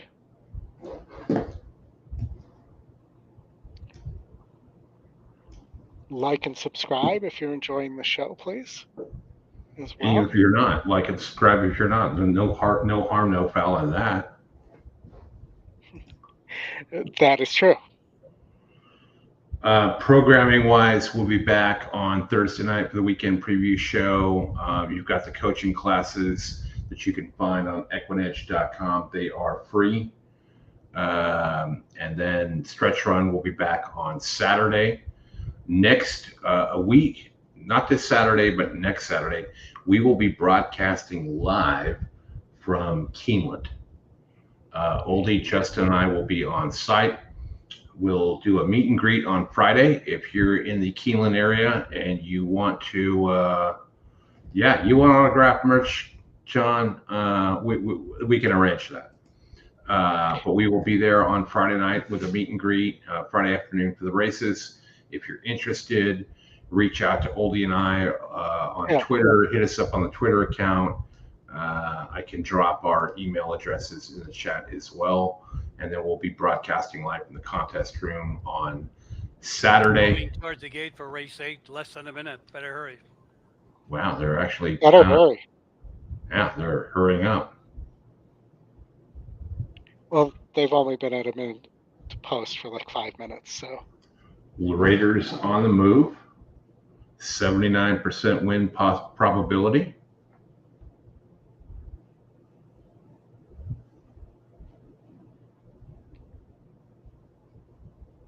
Big catch for the for New England, trying to march down the field and make a game of that game against the 49ers. Yeah, I just need Racing fans 46 are at the and a half starting gate here. for today's 8th More race than here that. at Hawthorne. Are we going to Buffalo Trace? I don't know. I do know we're getting a farm tour scheduled for the group of us that are going on Friday morning at Resolute Horses are Racing, entering the starting the gate. old Calumet farm. Looks like Gardner Minshew's jersey is a bit green, so he's hits ground a few times. 3rd and 3 for the Raiders.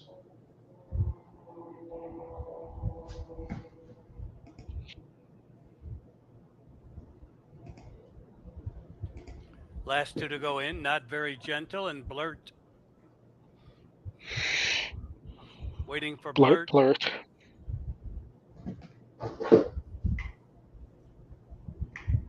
He's in, they're on the gate.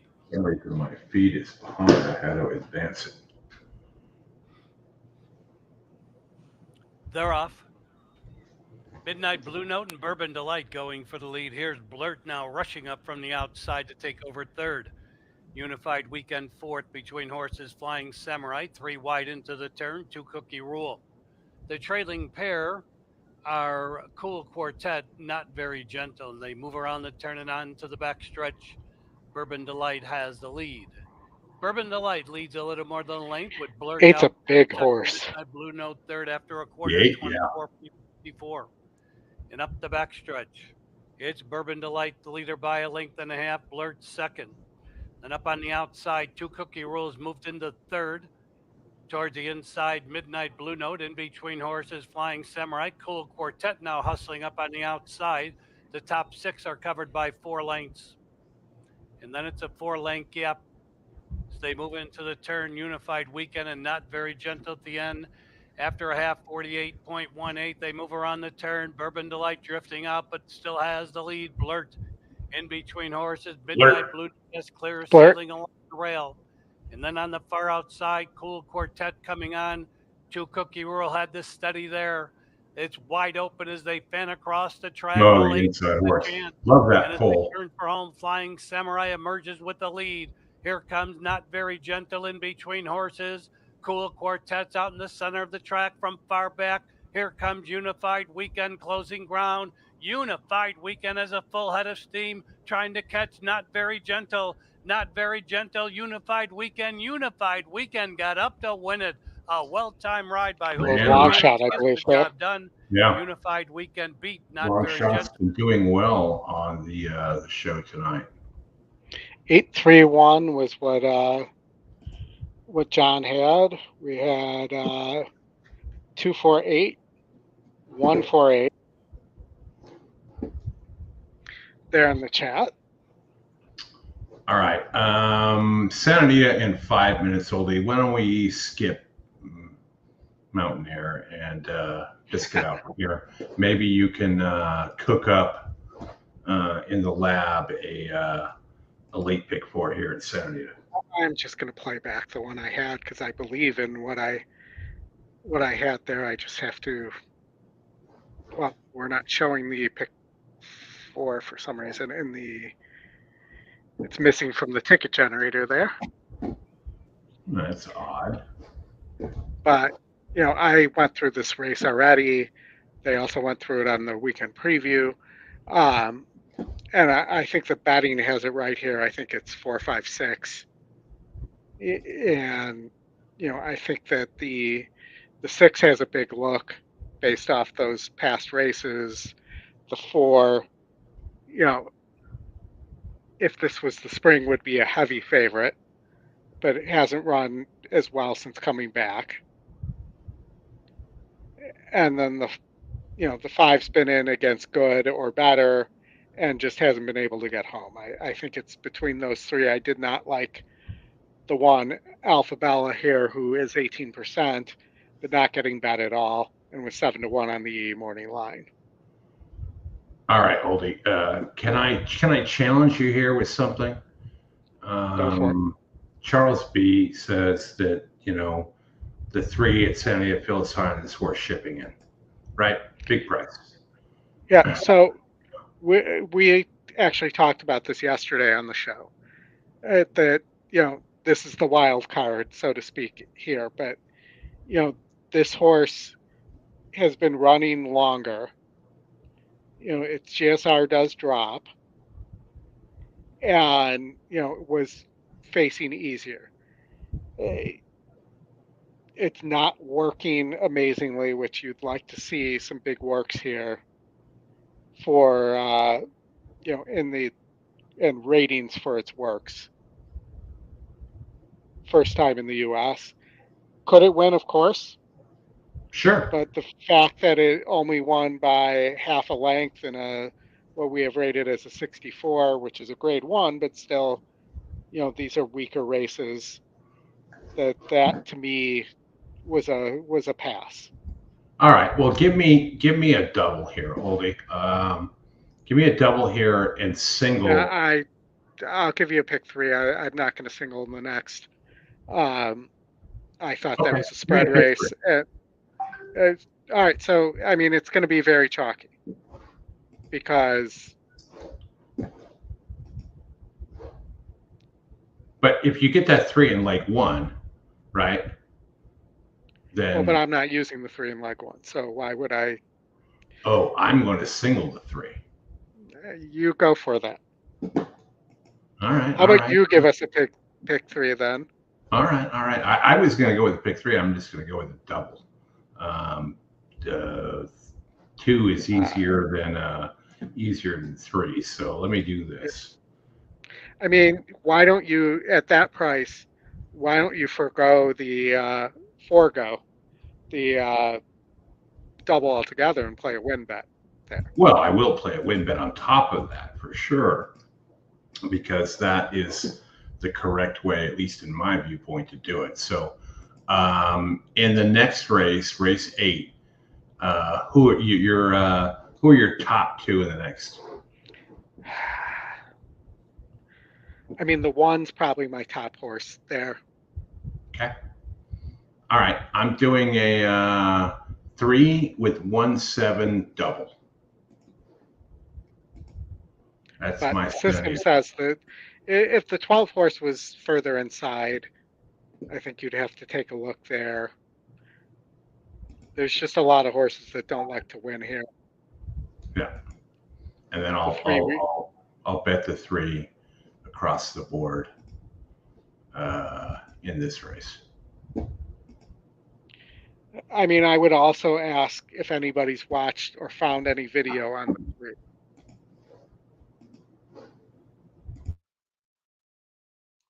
And, we didn't hear from our friend Alfredo that he liked that horse either. But maybe if we have any of our South American friends on the stream watching, that maybe they have an opinion there. Willie Nelson in the chat. Good to see you, Willie. Go Commanders. Still waiting for Mike Soletta's bet for the first touchdown of the game in the Bills game. The Chiefs are in the end zone with a touchdown to break up that tie. Yeah, how cool would it be to be like one of Lamar Hunt's children that, bought the Chiefs for $100 and now are worth $4 billion? That would be cool. Yes. You'd be doing the show from a suite at the stadium. It'd be a different show, that's for sure. Yes. Definitely a different show. Charles still, yeah, I'm with you, Charles. I did a double. I bet the horse to win place and show. We're getting close to the gate here, so we're gonna get this race up, Oldy, and then we'll get over to Remington. Just let me make sure we're not running on top of Remington.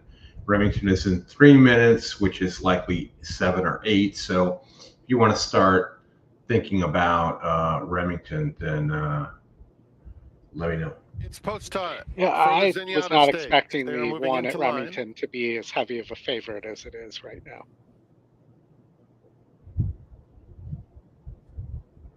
Alpha Bella's in. But it's currently listed at 75%. Soda. Nothing Like You. Desert Dawn. Loading I should quickly. just toss that horse. Sugarfish to the outside. Part of the Breeders' Cup, Dirt Dozen. They're in the gate. Breeders' Cup.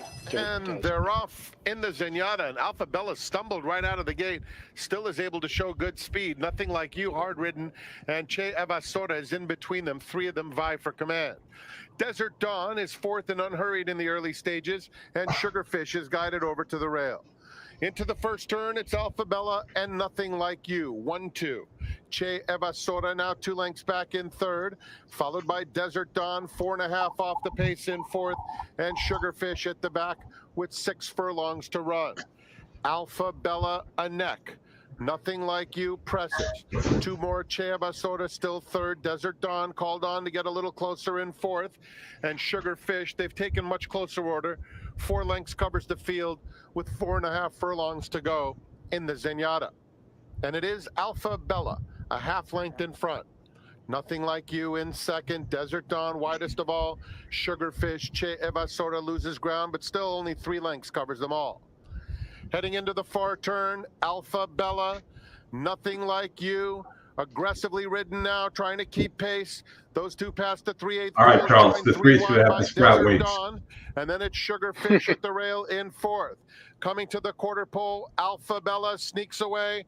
Nothing Like You could not keep pace. On the inside, Sugarfish is trying to become a danger. Desert Dawn outside of her, top of the lane. Alpha Bella and Sugarfish. Sugarfish opts to the inside for the final 1/8 of a mile. Closing ground steadily on Alpha Bella, who's tough. Alpha Bella or Sugarfish. Sugarfish on the inside, bursts through late. And Sugarfish and Tyler Bay's pulling away late to score in the Zenyatta. Alpha Bella was clearly got to close down the rail. Mm-hmm. Force that horse out. Yep. All right. Oldie. There we go. Oldie is always right. Yes. Except for all the times I'm not. If only. If only. Sorry about that, T. Not so good there. All right, Oldie, we got Remington is at 0 minutes to pit, post, primetime pick 4 coming up. Yep. What do you have here? I mean, I don't think this one's a single. Am I crazy for thinking that? Who knows? So, maybe we throw that horse out altogether here. And you take somebody like, I don't really think the 4 has a chance here, but probably a better chance than the 3. I don't know. All right, let me see your. You might want to think about throwing that one out, though. Let me see your ticket again. Go over there, get to that tab. All right. 2, 5, 6, 1, 2, 3, 5, 1, 2, 4, 7, 9, 6. You're going to have to beat a favorite somewhere here. Yeah. Maybe play for. I'm singling the 1, and I'm going to go all in the next with your picks in race 9, and I'm singling EJ won the cup. $2, $60. All right. Well, I am giving a lot of thought to adding a horse somewhere in here. Maybe the Broberg. Or maybe I just trust my my handicapping here. But do you? I do. It seems like today isn't the day to trust my handicapping. But I know, but this could be the race, right? This could be the day. You had that day like 3 weeks ago. Yes, where, I know. You but I need we need like 3 more of those days. What I would say is in race 2 of the 5, maybe I need to play like I'm not going to get it in because they're going in the gate. but maybe I need to play a 2, 5, 6, 5.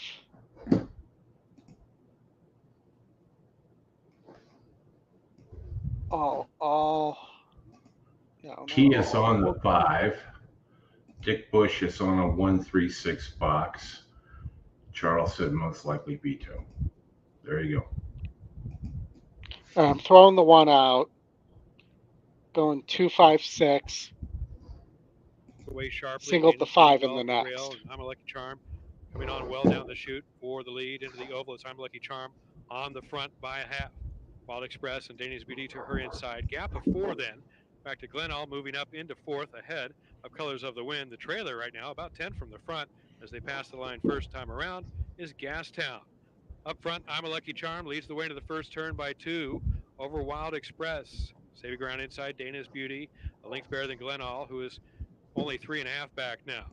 Another 3 to Colors of the Wind, 4 more to the trailing Gastown as they go to the backstretch, opening quarter in 22.54.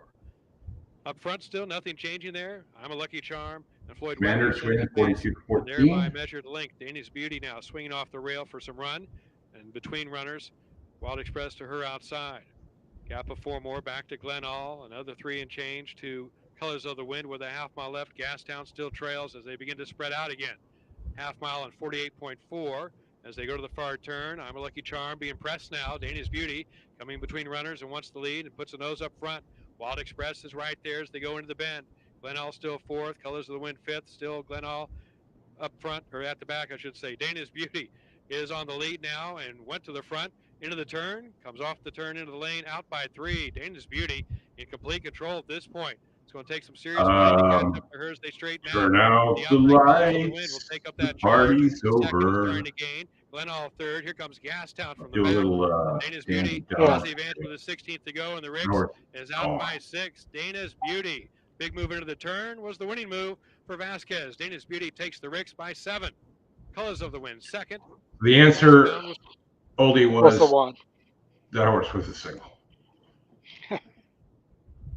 I tried to beat the 1 to 5 favorite there. Sure, and there's nothing wrong with that.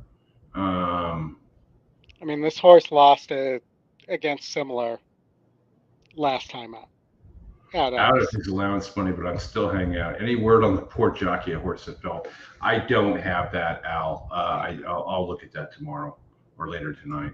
Willie, yeah, all good things must end. And look, Los Al, 9 p.m. Eastern, first post. We will not be on for that. Mike's selection for first touchdown of the game in the Bills versus Ravens game is James Cook. Mike, I'm going to go along with you and enjoy that 30% boost there. James and his cook. James and his cook. We got all right, Ollie, where are we at? We just got done with Remington Hawthorne in 8 minutes. Yes. And not that interesting of a race, but make it interesting. Talk about it like it's interesting. These guys do this. I watched all the preview shows today before the NFL games, and they talk about these things like they're interesting. And you know, they're not. Watson sacked, 4th and 3. The Raiders will win. I get to keep the hat on. And the Raiders win. And I got a couple extra points that I wasn't expecting there, but so did my opponent. Let's see. So that leaves Kansas City has the ball with 2 minutes remaining. Looks like that game, Chargers out of timeouts. Mm-hmm. Looks like that game is over. Yeah. Is the 49er game over? The 49er game is over. That one went final. What was the score? 30-13. All right. Your favorite at Hawthorne is the Ravelli with David Cohn aboard. who has been his go-to jockey this year. They're 34% as a pair, even though Cohn's only 12% over the last year. You have former favorite jockeys of Ravelli and E.T. Baird, who has apparently come out of retirement. Who? On E.T. Baird, former roommate, I believe, of Wesley Ward when Wesley first came to the United States. Mm-hmm. From the story I remember hearing that Wesley Ward talk about, he's put E.T. up on a couple horses at Keeneland over the years. But the 7, the second pick, has E.T. Baird aboard. And then you have this, who I will call Caught Off Guard, the 1 horse, and Euclid Avenue. Euclid Avenue, for those who are not Chicagoans, is a street in the suburbs that Arlington was located on. So One of the Willie's entrances. after the question only at Caught Off Guard at 24% to win. This is a I Willie. mean, it's worth the play. You know, the horse beat 44s. This is a 46 here, you know, shipping in from Canterbury.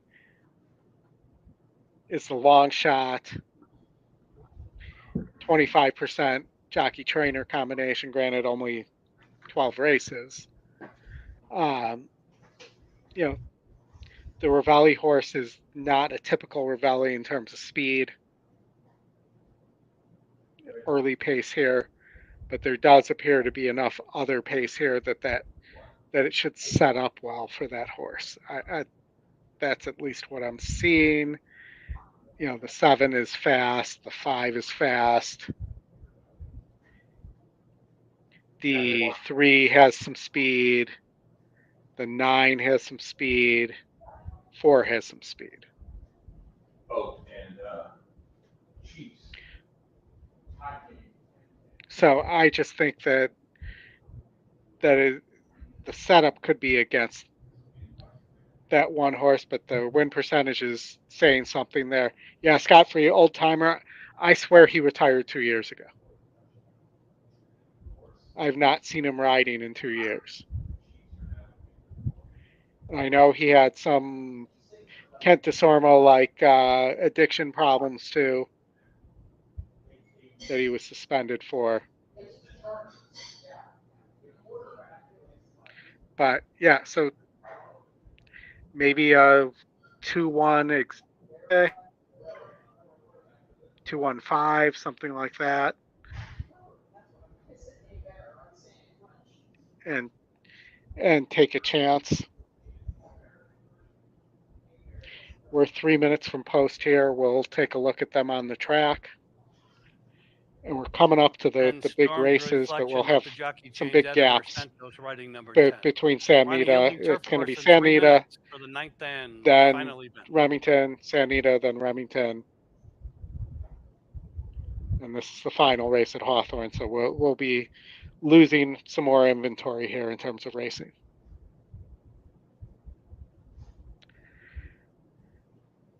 They're on the track.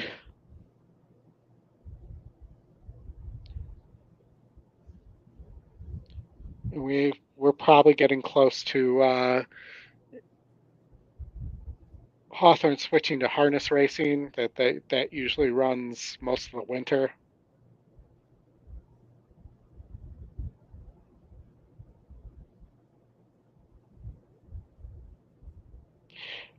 When I think of win-win-win, Al, I think of that there was actually a horse named Win-Win-Win who didn't win a lot.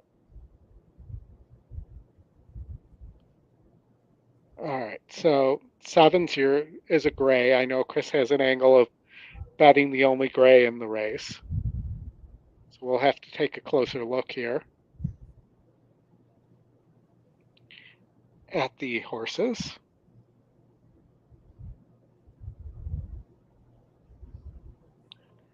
And maybe we'll see something here.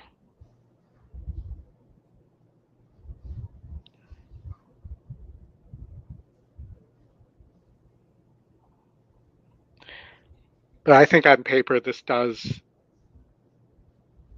Trotter Bob. On paper this does, I think, set up well for the Ravelli.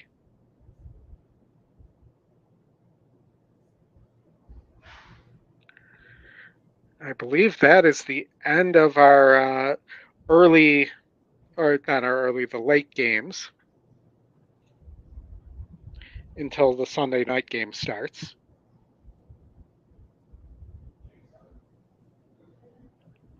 Harness handicapper at Hawthorne. You know, when I think handicappers scot-free, I also think of Dave Feldman, formerly of the Sun Times.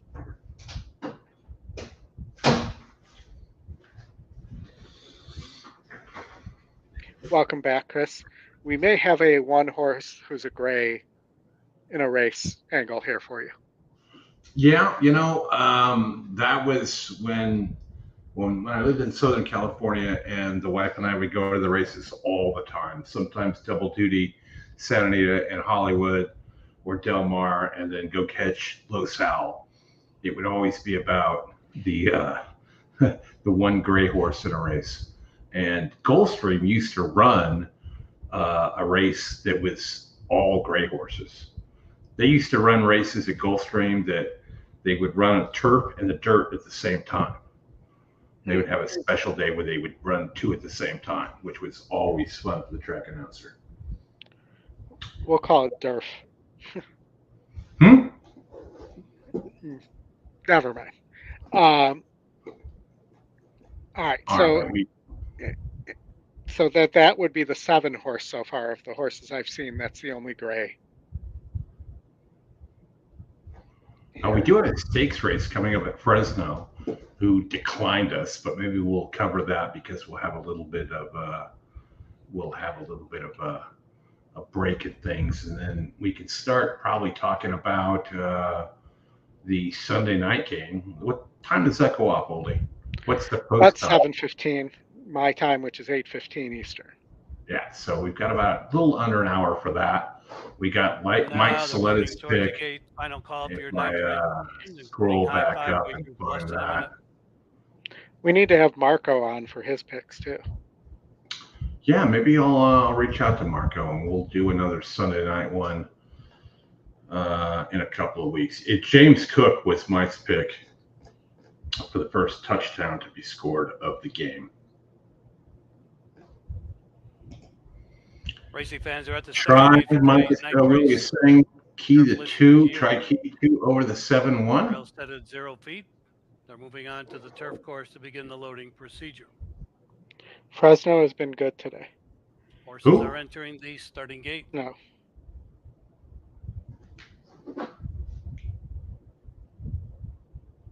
That's what Dick says in the chat.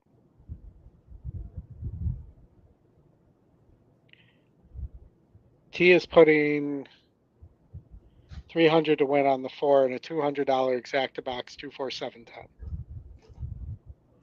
All right, T. Good luck, buddy.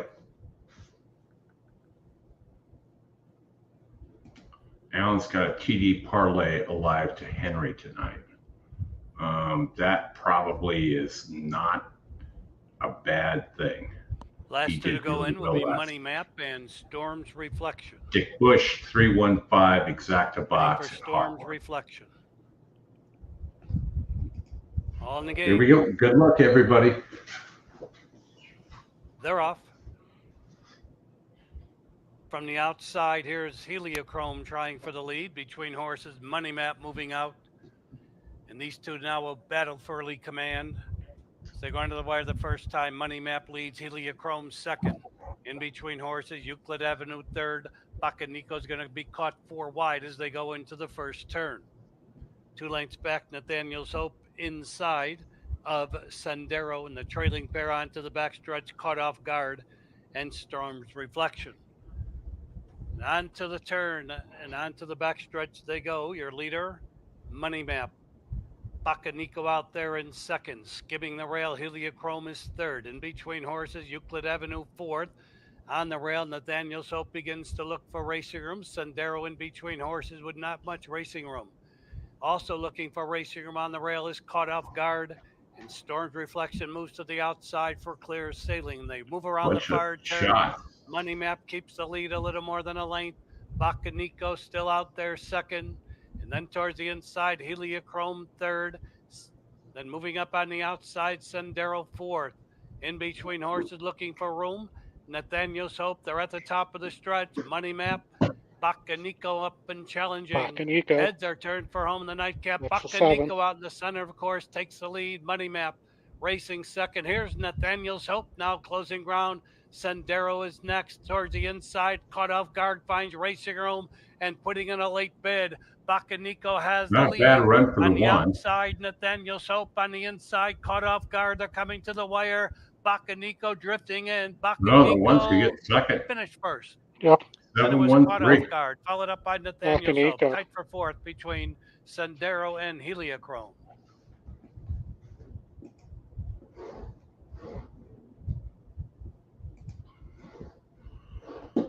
Okay, Oldy, let me get you over here and see what we have coming up next.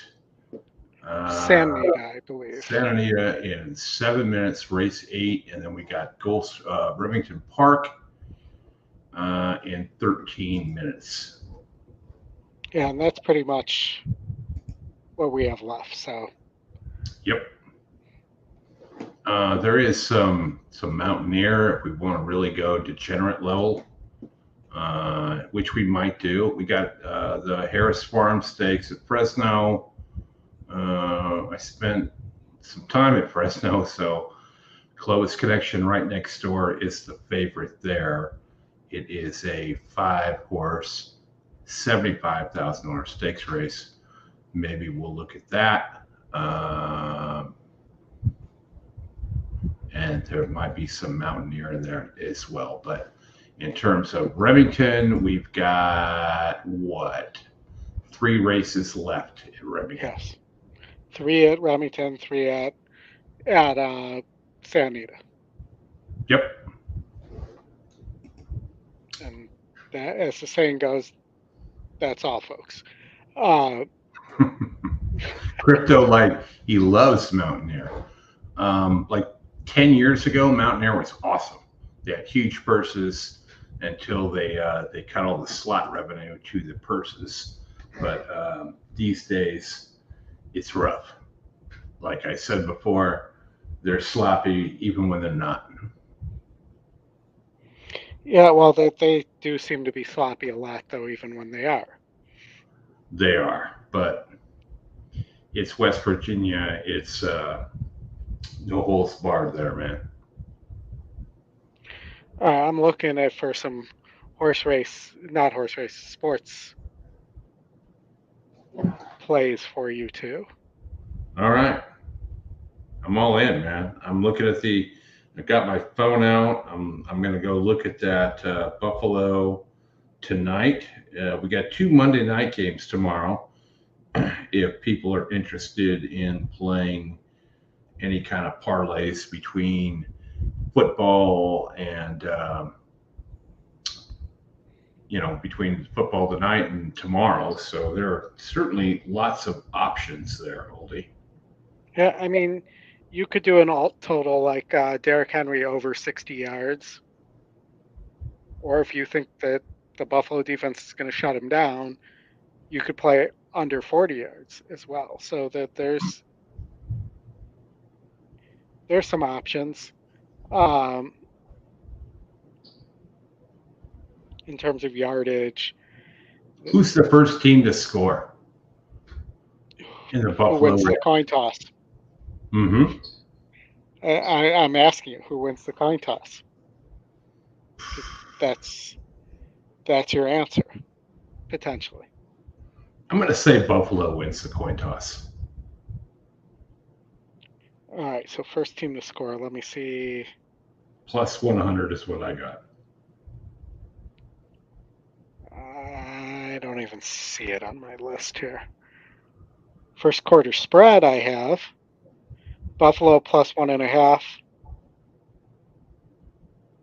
is the current line for first quarter spread.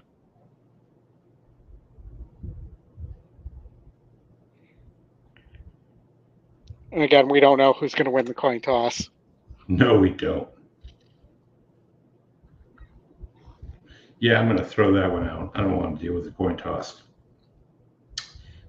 Mike Soletto is on James Cook is the first touchdown scorer.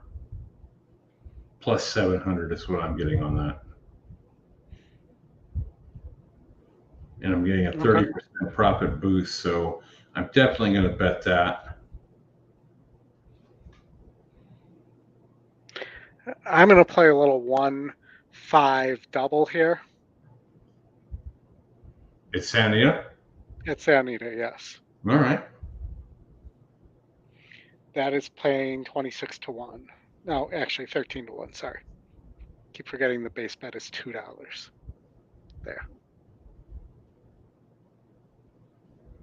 Still 2 minutes to post, but we can maybe take a look at the horses on the track. Sure.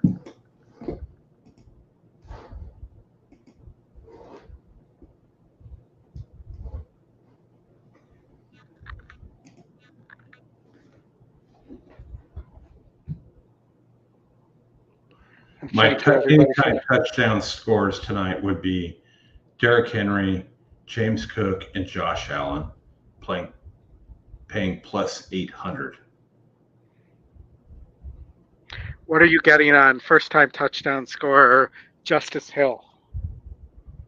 Justin Taylor, first-time touchdown. Justice Hill. Justin Taylor. Not Justin Taylor, Justice Hill. Justin who?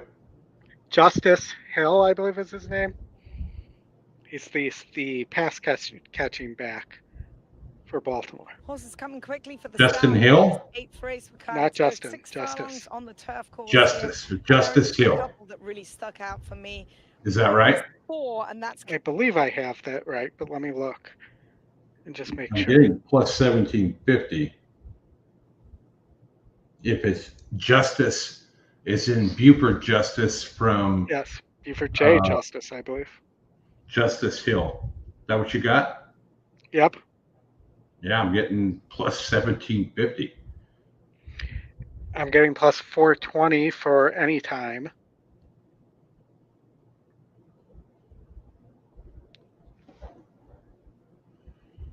I'm getting plus a little better than plus 350 anytime.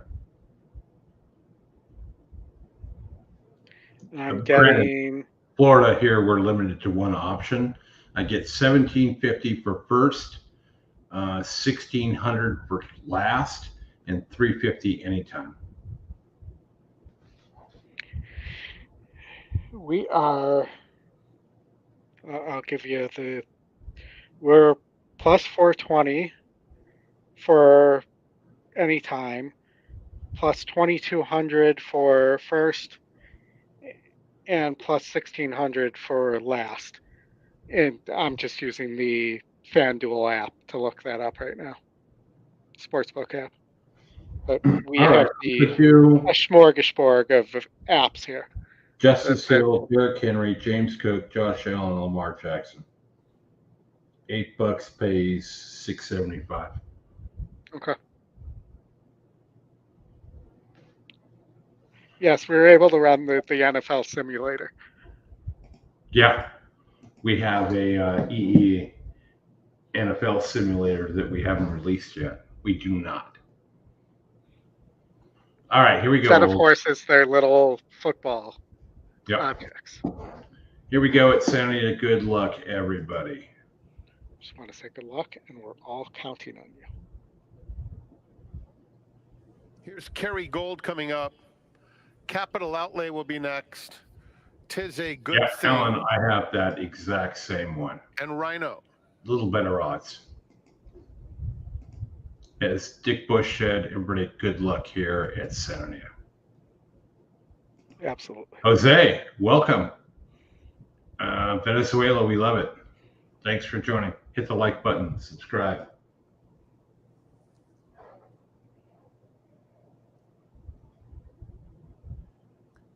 They're in the gate. And they're off. Capo Luigi, 'tis a good thing. Now here's Straight Luck flying through along the inside, but it's Capital Outlay who's even quicker. So Capital Outlay will duel with Straight Luck. These two have pulled 4 clear. Hacking It Up now third. 'Tis a Good Thing, who broke well, 6 off the pace in fourth. Then comes Belly Up inside Jack's 6-pack. Another 2 lengths to Capo Luigi in the lime green along the inside. Kerry Gold is next, racing 3 clear of Refocus. Rhino second to last, and Chicks Dig It is at the back of the field. It's Straight Luck doing it nicely up top, leads it by 3/4 of a length. Capital Outlay is racing in second. 2 more to Hacking It Up right there in third. Looking for some racing room is Hacking It Up. It's another 4 lengths back to 'Tis a Good Thing in fourth as the field turns for home. Straight Luck, Capital Outlay. There's room at the rail for Hacking It Up, who's been threatening throughout, and Hacking It Up has run right by Straight Luck and opens up. Hacking It Up suddenly 4 lengths in front. A late rally from Chicks Dig It on the inside as Refocus takes second. Hacking It Up wins convincingly. That should have figured 6-6 carryover Oldie at $2. Straight Luck fourth. Yeah. Which is exactly what they were looking for when they went to $2. So, all right. Well, the only thing of note on that horse was that Johnny V was riding. Sure. Another 6%er. Okay, let me get you over to Remington. We got like 3 plus minutes there. Yes, Scott, you are right. Last guess. Johnny V. 5, the heavy favorite. Can Jackson Traveler actually win? Get home here? We've been watching Jackson Traveler for a long time. Did win the Whitmore this year. But, the 5-run classic is your heavy favorite. Coming out of the D'Angelo barn to Ray Ashford Jr. First race with horse 18%. Off the layoff 19%. That horse is 4-5 right now. And, the E top pick, the system top pick is the 2 horse, another local horse here for Scooter Davis, Sean Davis, with Cabrera aboard, U.S. Army.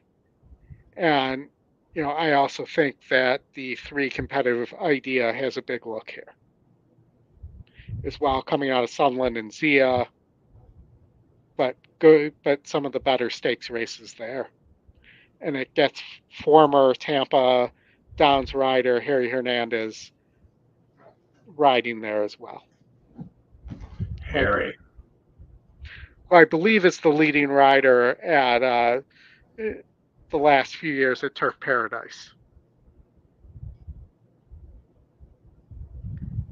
Harry's been a number of different the Midwest tracks as well, and done well. Yeah, he's done well at Canterbury Mm-hmm. as well. He's a big Canterbury rider. Canterbury, not a friend of the show. Don't let us show their video, so we don't show the races. That's kind of the way it goes. And I'm just thinking maybe the 5's a little vulnerable here. It's your second pick, not the top pick. It's not top win percentage. If it was still in the D'Angelo barn, I think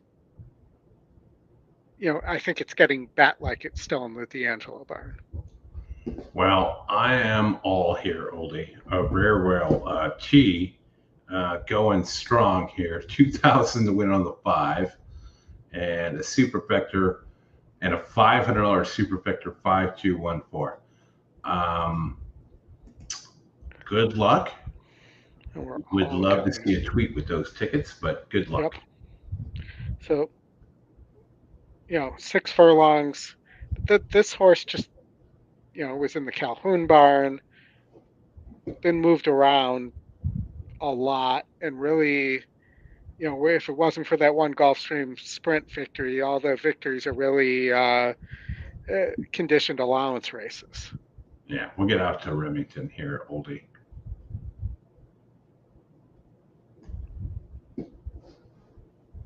Yeah, Willie, like they say at the barbershop. Next. Not sure, but whether it is or not, Dan's got have a 19-1 in race one. I might pick 3 and 26-1 finish. My horse doubles the start. Yeah, those are dumb. Matt Miller, I'll be talking to him after the show. We got some business to deal with. Couldn't agree more that with what I heard for tracks not working with E, that's their loss. I would think they could do anything possible to gain handle. Amen to that. Tweet that out to everybody else in the world. Appreciate you stopping in, man. And talk to you in about an hour. And T, if that is what you're betting, I'm sure Remington appreciates that handle, and we thank them for allowing us to show these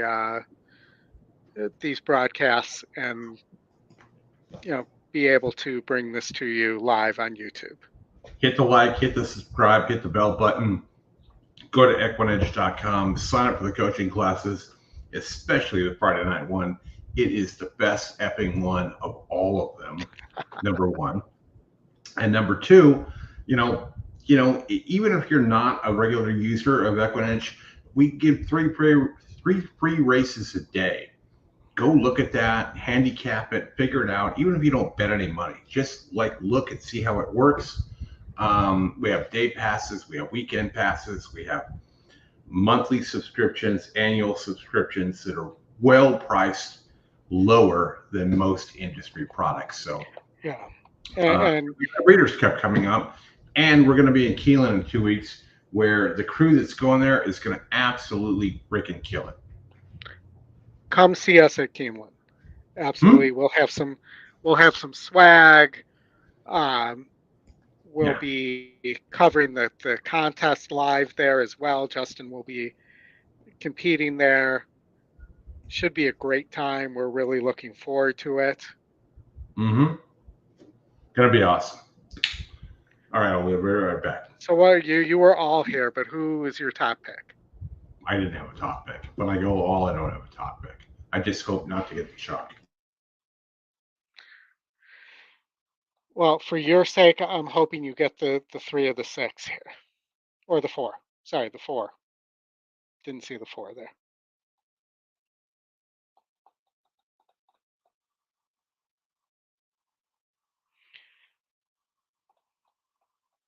Chalk appears to be the 5, 1, and 2. And they're off.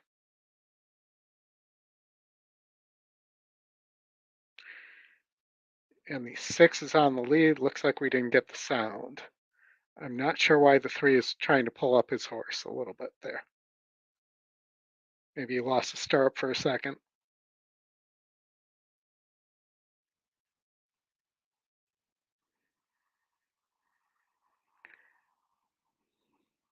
One, 3, 6. One's got the rail. 6, the big long shot. Who are rooting for Chris. Here comes the favorite, the 5. Second choice, I believe the 2. 3 is dropping out of there. Let's see if Jackson Traveler can hold on. The 2 U.S. Army is trying to get out. But the 1 Jackson Traveler is gone. A long shot at 5-2.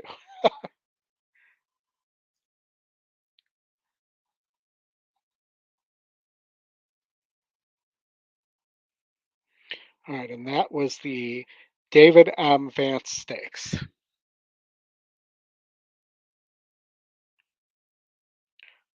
Won by Jackson Traveler for Steve Asmussen with Stuart Elliott riding.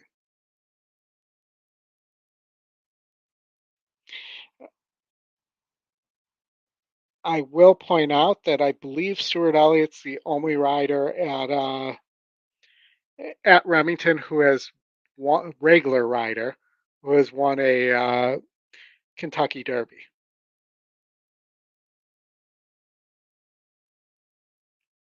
All right, well, we got a little bit of a break now until Anita coming up next. The inventory we could look at Mountaineer or Hastings. See if Hastings is dry. Hastings is dry. You got a 6.25K claimer. There you got a gold horse to watch on the 6 horse Back to Liberty. Is dropping from a 16K claiming price at Hastings to a 6.25. Looks like a decent SOR drop as well. Was also in the sales stakes there. How you doing, Chris? There you got Jackson Traveler, the third choice. Okay, that works. That's better than the shot. First and second choice. We're going for Hastings. At least it's dry. Yeah. You got a gold horse here. You got a gold horse to watch here. 23%, 4% ROI, with a horse that actually looks pretty solid. You know, looking at going from 16K and a 12K claimer to a 6.25 here. It's your long shot. Morning line says 2-1. You're getting 6-1 here. I'm in, Oldy. I'm in. I don't need to hear anything else. I will say you got 12 minutes to Hastings and 15 minutes to Anita, so we probably won't be watching it. But no, Hastings goes out pretty quick. All right. They do. Not that I bet it, but I watch it frequently when I've got nothing else to do. It's on the second screen. But 6-1 on Tex Hanley. Why not? Yeah. Broken. I mean, I don't even like the name. You don't like the name Back to Liberty? No, on the 5 horse, the favorite. Yeah. Back to broke. No, Back to Liberty I do like, but I think the gold here, right, is it is the 6. It's not. Yeah, it's the 6. Okay, I missed you there. All right, I just got it done. And Tex Hanley, the 4 horse, I just noticed this is 36% jockey trainer. And the 3 has a strong jockey trainer combination as well. They're low percentage horses. You know, we have Mountaineer coming up here in the slop. Is this the Barbarians that are we have them at the gate, and they're also trainer jockey combo here? Sure. Horatio Barbarian and Eric Barbarian. All right. Let me get it up. We'll bring some Peter Barry in. Peter Barry, good guy. I've known him for a number of years. Okay. Let me go find it. It's buried in the ADW, but we'll do the audio on that one. First thing we're going to do is shut off the music. God forbid that they nail us again. Yep. That should be just against the rules. I feel like we should go to YouTube and be like, we get the track feed. Just because they play music, don't blame us for that. Yeah, I mean it's complicated enough that you know it's probably not worth the aggravation for one show, but yeah. Looking at the mountain, it's pretty sloppy. Oh yeah. Well, like I told you before, like an hour ago, it's sloppy when it's not sloppy. And again, folks, we appreciate you all guys all joining here. Hit the like button, hit the subscribe button. Oldy, maybe drop the WhatsApp chat link into the chat and the swag shop.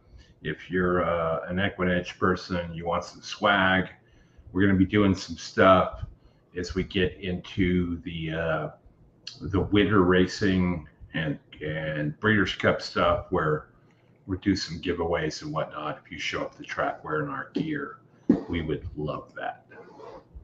And we'll probably have some sort of Team EquinEdge gear for the NHC as well.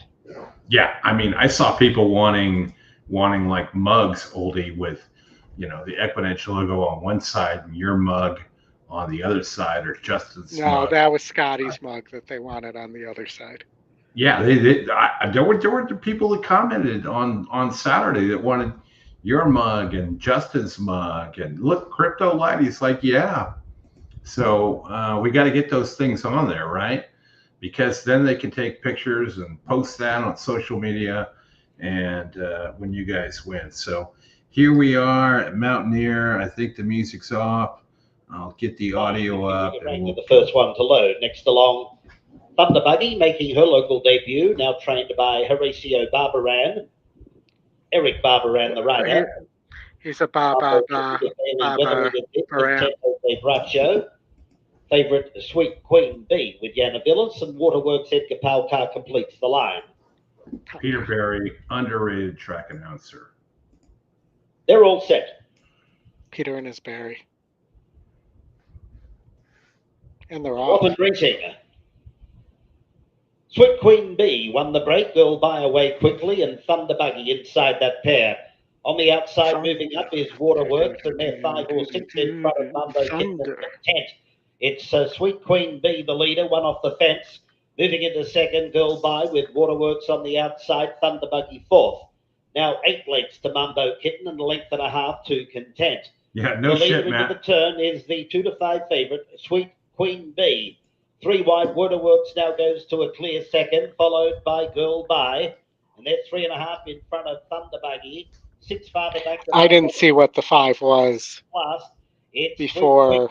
Was not 2 to 5. Waterworks on the outside, applying Even the money pressure at 2 to 5. inside the quarter pole, and they're 4 or 5 in front of Girl By. Thunder Buggy the inside, and still well back Mumbo Kitten and Content as they straighten.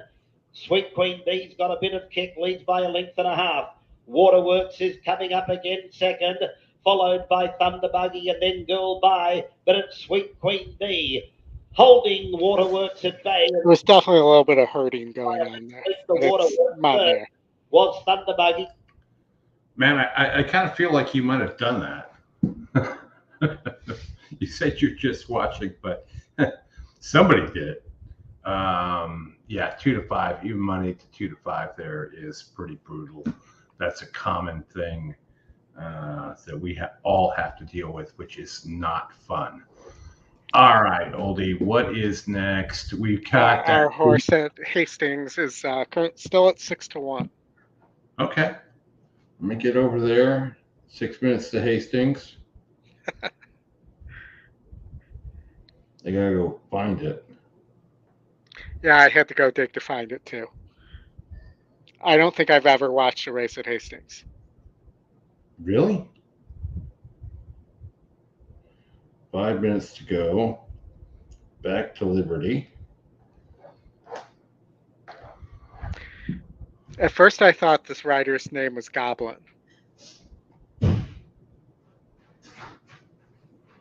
right, we got 10 minutes to the last. Is it to the last at Santa Anita, Oldy? Race 9, or did they got 10 No, races? we have 2 more races at both Remington and at Santa Anita. Okay. So we have coming up at Santa Anita, and we can talk about it while we're waiting for Hastings here. We have the 200K Grade 2 Santa Anita Sprint Championship. Yeah, Matt, that exacted did get pounded down to the favorite combo. Not surprising. Yeah. It happens a lot at that track that I don't pay much attention to anymore these days. But we got 2 left at Santa Anita. We got 2 left at Remington. We'll be with you for about another hour when those last 2 races at both places finish. If they were smart, they would have done a coast to Midwest pick 4. But two different companies, so that's probably Sure, but they did. But yeah, no, they could have done an all stakes. You know, what do we want to call this? I don't even know what to call the bet, but you wouldn't call it coast to coast, and you wouldn't call it Midwest to West. You could call it Santa Anita, Remington, Santa Remington. How about the Sooner Pacific pick 4? There you go. I like that. That branding is great, right? You could put that on a t-shirt. You could put that on a mug. You could put that on a pterodactyl. You could put that on a brooch. But yeah, you know, you think about it. I was trying to come up with something to be representative of Oklahoma. It was, and not be confusing Texas as part of it. Yeah. You know, if you go oil, or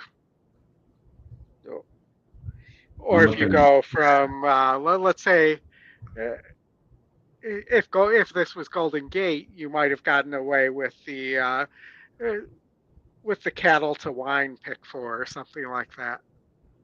Sure. Cattle country, the cattle to wine country pick 4.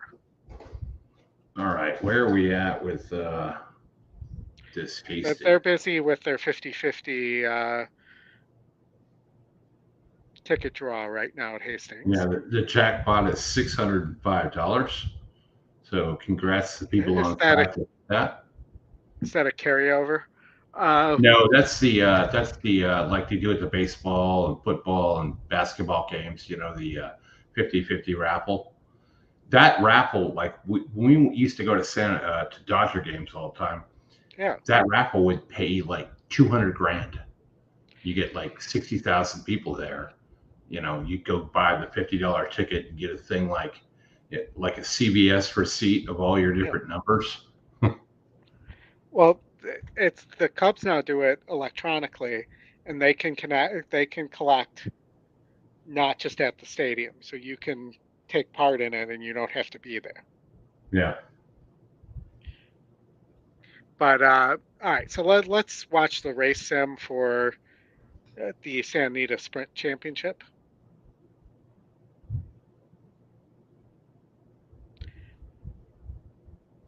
And not Fort Bragg, Straight No Chaser has getting a pretty easy lead.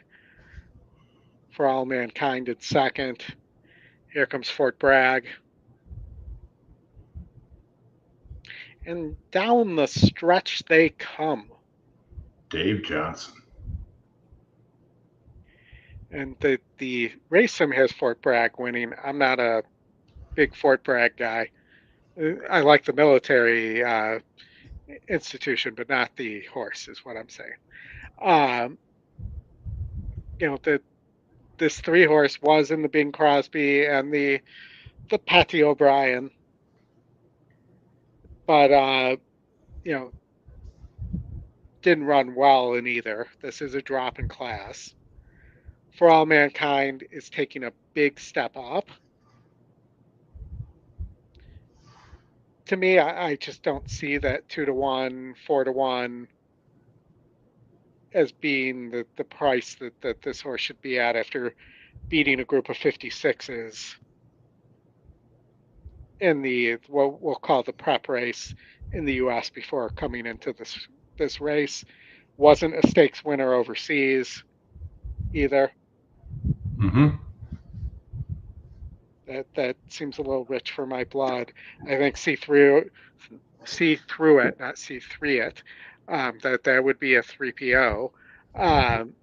You know, should be it should be at a lower price than For All Mankind, even though they're both 11% to win. What's your play, Mike? Well, I was single to Straight No Chaser here. I think Straight No Chaser wins this race. Yeah, I wasn't talking to you. I was talking to Mike. What's your daily double? I know what yours is. What do you got, Mike? Post it in the chat. Going 5-10, Mike.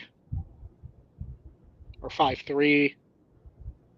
By the way, I like Josh Allen over 232.5 pass yards tonight in this game coming up. TBA Racing 146 exacta box. They're still working their way on Canadian time to the gate. Again, thank you all for joining. We appreciate this. Yeah, this is awesome, guys. I never imagined we'd be doing this. Last year we did an Oklahoma Derby show and we didn't have the live racing.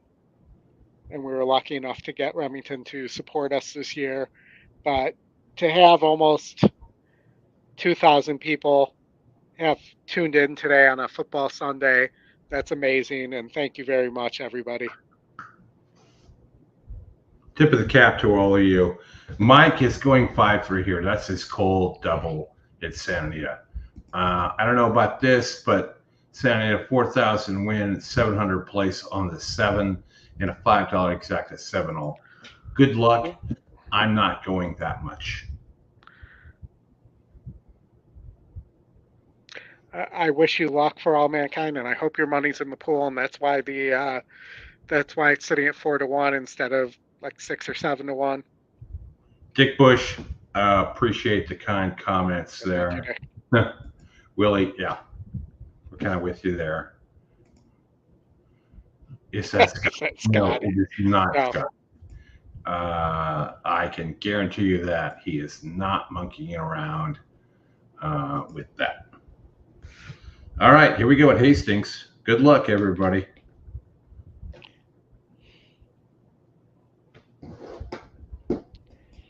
Loading in now for the 6th at Hastings. First person to name the inside gate. The track announcer there in the goes chat. My hero comes up. We'll win something. We'll give you something from the store. Track announcer. Broke and broken. And the gray YVR.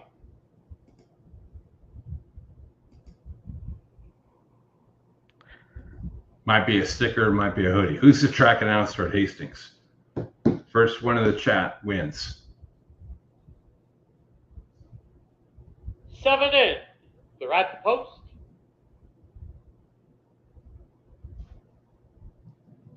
No comments. Nobody There knows. they go. Nobody. YVR. You got to the end of the race to post it. There goes back to Liberty. As they head to the turn, YVR back to Liberty. Down on the inside, it's Parker Point. Length and a half back is Brian. They need to anchor their cameras. In between runners, then at the rail, we have their Matt Miller wins. Hero, and broken is the early trailer. As they get set to sweep by us now for the first time, back to Liberty on the outside by a head. YVR at the rail, saving ground, second by 2.5. Parker Point is Do they have to go around again? Is fourth. Yes. Oh, shit. There goes my hero. I know. I was thinking when they were coming out of the turn. And it's another 4 back to the trailer. Broken. Into the clubhouse turn they go. That opening quarter, 24 flat, the half, 47 and 4. Seems a little quick for 6. A half-mile mark. It is For 6.25 claimers at Hastings. This freaking gray horse is going to beat me. 2.5 lengths back. You might want to just put the Santa Anita feed up on the screen, just in case. There goes my hero, Tex Henley, and broken. It looks like they could be going in. The 5/16 mark from the outside back to He Liberty. threw it his neck. Go 6, go. Big Joe. Chris. Anita. By a length and a half. YVR No wins second, chaser. Parker Point third. There goes my hero, Brian's Delight. Broken, closing ground, but still 7 off the lead.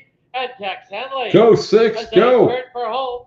It is back to Liberty with the lead. And down the lane they come. It is back to Liberty by 3. That horse is exhausted. Is trying to get loose late. Where's that wire? There we go. Liberty will win it. Broken second. Boom at Hastings. Boom at Hastings. That's never been said. It's another length back to Neiman, racing on the That was outside fun. of Banyek, and the That trailer was is awesome, Oldy. see through it. It's a compact group. 6 lengths covers them. Straight No Chaser, the one to catch, going to the 3/8 pole. Bounding clear 1.5 lengths for All Mankind in second. Roll on Big Joe. Fort Bragg, Yellow Cap inches up 3 deep.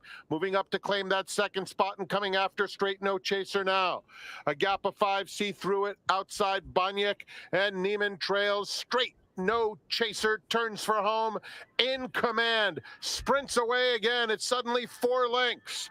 Roll on Big Joe, reclaims second inside Fort Bragg. Straight No Chaser, Room to, sizzling home in his return to the great race place. Straight No Chaser and John Velasquez trounced them in the Santa Anita Sprint Championship presented that's by at least a triple for Johnny Velasquez today. Yep. You wound up with 4-1. Yep. Not a lot of late money going on back to Liberty. Matt got the 5 home. He didn't kill our odds at Hastings with like a $300 win bet on the 6. All right, Oldy, let's see. Where are we at now? Remington Park, race 7. And then we'll get it back out to Mountaineer for race 4 because we got some time to kill between the last 2 races that we will be covering. So, Oldy, there is a late double available here. I almost feel like you don't want to support their late double because they don't let you play doubles when you want to play doubles. Well, that's old school wagering, right? I mean, I know, but it doesn't. I would love for them to have that, but when you're at a track like that and you go and have a large wagering window, you have, rolling pick 3s, rolling doubles, pick 3s, pick 4s, pick 5s, and everything else. It cannibalizes their wagering a bit because they're a smaller track and they're not going to track the type of handle, right? So Crypto had the 5 there. So nice. Good stuff. And we had a boom at Hastings tonight, Oldy. You should tweet that out because that's the first time ever that's happened. And probably will be the last time for many, many moons. Maybe we should ask for Hastings next time. Sure. I'm sure they'd say yes. Why wouldn't they? Yeah. I mean, Fresno said no. Matt definitely didn't predict that. I'm a big believer in not supporting things that I don't want to be supported. I'll go with you, Oldy. Won't do double theirs again. There you go. Yeah. All right. Who is Scotty in the chat? Is that Scotty? Not me. It wasn't me doing it. Let's go Candy Gray. So Scotty must be on the 2 horse here. Hey, Scotty. Welcome, Scotty. We're at the kind of Scotty. We're at the kind of part of the show where we're a little slap happy here as well. We're a little punchy. We're a little punchy, man. We're getting ready for football. We've given our football picks, Scotty. Not sure you're involved in that, but first touchdowns and all that. We're doing pigskins and ponies today. We got Remington Park in 4 minutes. Appears that the CEO, not the one on Twitter, but the one here, is on Candy Gray. Let's watch the race sim. All right, I'll let the dogs out while you do that. Well, that answers that question, which is who let the dogs out. When you ask who let the dogs out, that's me. Yes. I know Scotty's on the 2, but this might be a spot for a late Cox double if you were going to play a double here. That seems like more of a Matt Miller double, though. But Lemonese wins the race sim barely over Miss Code West. Miss Code West likes to win, lots of yellow. Lemonese undefeated, but this is a big step up. Alpine Princess, was running in the Oaks points races finished fourth in the Rachel Alexander, and then went to Turfway and has been on the shelf. Coming off here for Brad Cox, 35% to win, second pick. I will say the work ratings from Bruno are not astounding here. That there are some big works though in terms of number out ofs here. So we'll say 8 out of 87, 12 out of 127. You may be able to pop a 9 to the 6 double here, but we'll talk about that in a minute here. So, Scotty, how you doing? All right, so let's look here. We'll look at maybe double prices to the last here using the probables. And let's try that again. One more second here. Here we go. So the late double, the 9 to the 6 of the 2. One of the things I'm seeing here is that the 9-2 double, am I seeing this right, is paying, and I'm going to double check this on the ADW because we may be showing the $1 denomination there instead of the 2. Because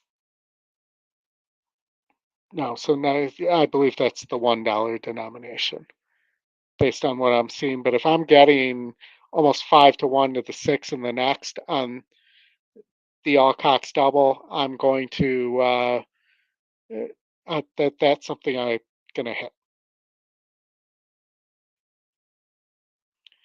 because I do like that that Cox horse, the 6 in the last. And Scotty's double. Scotty, do you have a double here?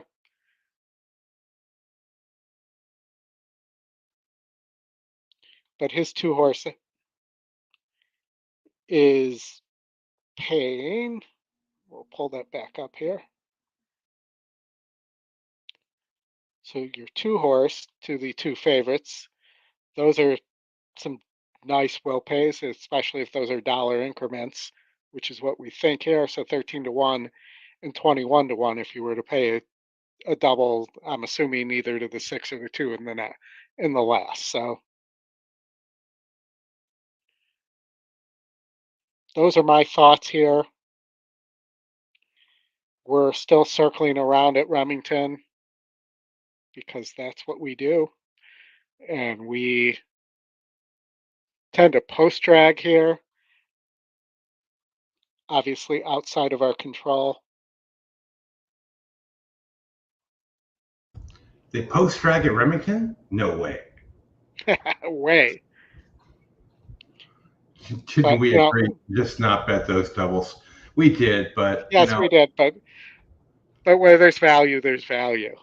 Mm-hmm. Key is back with big wagers. These have been interesting. So there you go. We're going to get the football game to kick off here in just a few. So if you're betting football, get your bets in there. Time is running short. Yep, and so the first quarter is interesting, Oldy. At the football game because plus 7.5 in the first quarter is a decent price. Plus 7.5 in the first quarter. Yeah. Plus 7.5 for who though? Plus 7.5 total. Total. Okay. It's up to 9.5 now. It just went up. It's getting hammered. I think anything over 10, you take the under though. Yeah. You have 2 pretty good defenses.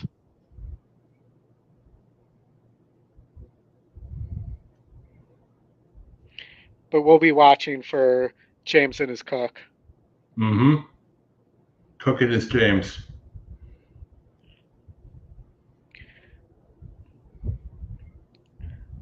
We were lucky this year too. We got nice weather at Remington for the Oklahoma Derby Day. Yeah. Shout out to Remington letting us show these. Go Bills, says Mike here. What's the play here is what Mike is asking, or Willie is asking for. I played a 9-6 double here.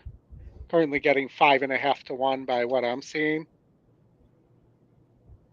on that. I've got a bunch here in the pick 4, 1, 2, 4, 7, 9, and I'm single to EJ in the last. To EJ wins the cup. EJ wins the Oklahoma Derby. They can change the name for there. Well, at least it's. And which cup is EJ winning, by the way? Is there a cup as a trophy there? Are they talking about Lord Stanley's Cup? The Stanley Cup, the Breeders' Cup.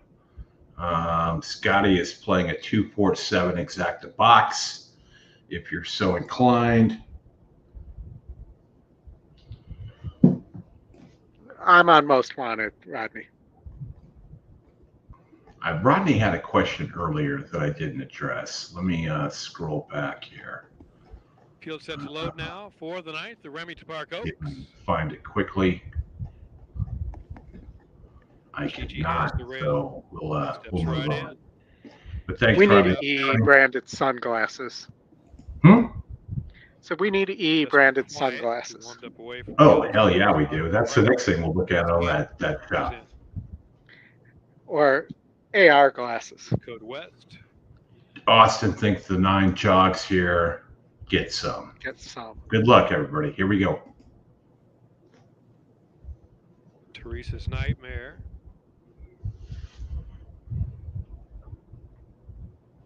Lemoness. I don't think there's going to be any jogging here.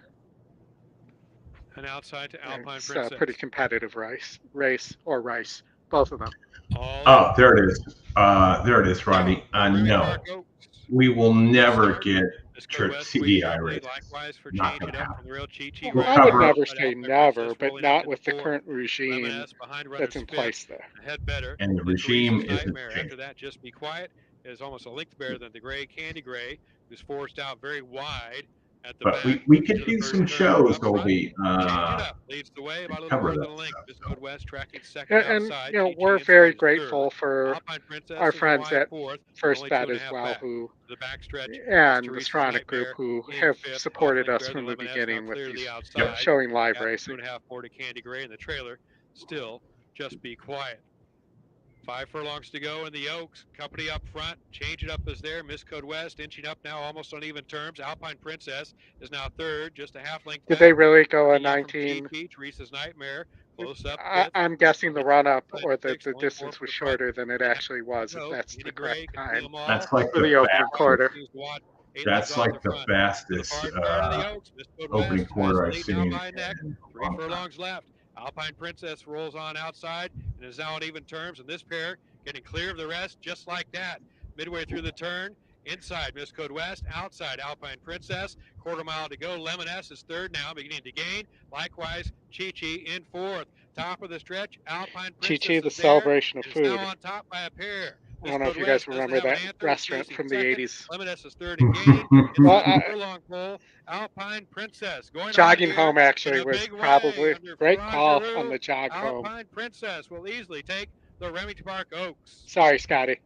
Battle for second. Miss Code West will win that. Tight on the show photo. Lemoness and Just Be Quiet. Yeah. Matt Miller giving you some props, Goldie, on that 9. Well, I'm assuming he may have played something there. He might have. He might have. He might So have. it's just been, I don't know When if he it's an says entertainment boom, play. When he says boom, he played something. For And sure. we got 6 to 1, it looks like, on the double. Nice. So I will take that going into the last. Good night, Scotty. It was great having you for a few minutes on here. Sorry it didn't work out. Yeah. But hit All the right, like Oldy. on the way out, Scotty. Yeah, hit the like button. You got to log in as yourself. You can't use the EquinEdge account to do that. So we'll go to what's next, Oldy. We've got Santa Anita in 12 minutes, the last there. Hastings in 11 minutes. And then 30 minutes to the Oklahoma Derby at Remington Park.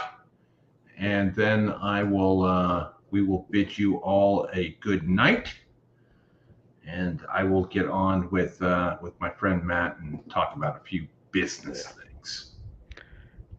Giving them the business. All right. So at Hastings. Oh, going to Hastings. I can't believe I'm looking at Hastings a second time. This time we got 4K claimers. I can't believe I'm looking at my ADW account balance with Hastings right now. That has a positive thing based on what we did there. So we probably should just quit while we're ahead. We probably should, but I'm going to let you roll with this here and go from there. Austin Thomas, 8-5. Yeah, 8-5 isn't bad. I mean, go follow Matt Miller on Twitter. He'll show you where that Churchill horse yesterday that won by 15 lengths and ways and means and how to make money on those. All right, so I'm running the race sim because it's 4K claimers, and I don't have a strong opinion myself. There's no horses to watch here either. I mean, the 6 probably is going to win the race sim, but I'm looking for, if the 6 doesn't win, let's throw the 6 out because it's 4K claimers and anything can happen here. The 3 is your top SOR, money burner. 4 wins a bunch of times. So maybe, if you think you can beat the 6 here, who actually was top SOR and is taking a huge drop, I'd list this as a suspicious drop. If going from 25 to 6.25 to 4K here, do we think this, since getting in the Mendoza barn, this horse went from like a world beater at Hastings, not an actual world beater, but a Hastings world beater, to in a 4K claimer? Well, just a side note from that, Oldie, the Bills have first possession in the football game. All right, so we think the Bills are going to score first. Is that? Well, we'll wait and see here, but keep going on your Hastings analysis. Just an update with football wise. I think it's a better probability that the Bills score first than we pick the winner at Hastings. Well, it depends. I think the 6, if the 6 can still run, the 6 probably wins. That's the question. But maybe the 4 just gets away on the front end. I mean, the 7's got speed too. That's the only reason I don't see that happening. But maybe the 4 and the 7 get away, and the 6 isn't able to close in time. So maybe a 4-7-6 try or something like that, and you hope to get the 4 or the 7 on top. So I'm going infinitely more difficult at Hastings this time. I'm trying to predict a trifecta instead of just a winner. Sure. I like 2 horses. Well, I'd like to get the 6 some running yards. Love it. So you think they corrected the times at Remington? Let's see if they did. No, they're not showing the time. On the exact, that pays $16.40. Trifecta, 976, $23.10. I was hoping to see a corrected time for that sub 20-second opening quarter. No, we're 22 which minutes. Clearly was not moving that fast. EJ won the cup is now your 3-5 favorite over there. So back to Hastings, Oldy.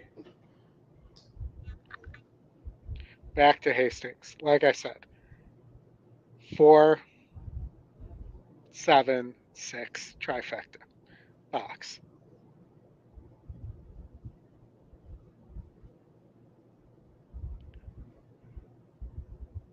Let me find Hastings and get that audio up for everybody.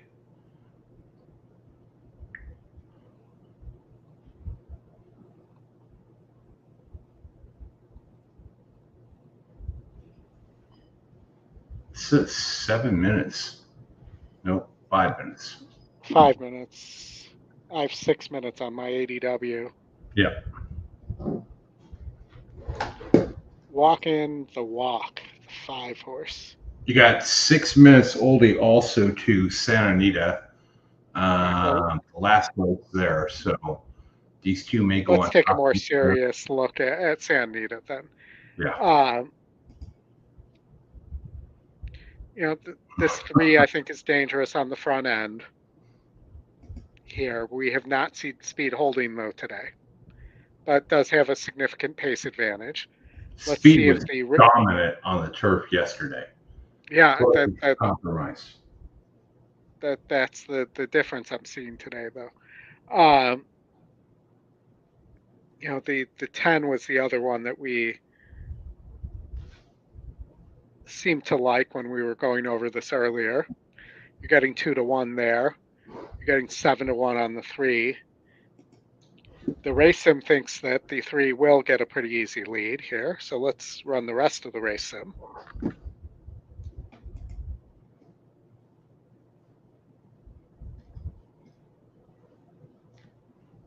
Has the 10 closing, the 2 closing.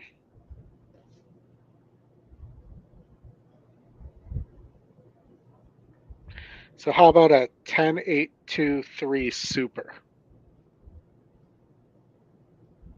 Oh, he's going super. That's where we're at. Yeah, why not? Why not? If you look at the race sim, so let's. The 8 and 2 are closing. On 4th down and 2 at midfield. Nope, they're punting. All right, well, let's see if you can prevent Baltimore from scoring so that you still have a shot at your James Cook first touchdown. But it's been happening all day long. So many muff punts today. What about the 3 Oldie at Hastings? Why not? Why not? Austin wants to know. I just like the 4 and the 1 better than the 3, but I think if the 6 can run, the 6 should win this pretty easily.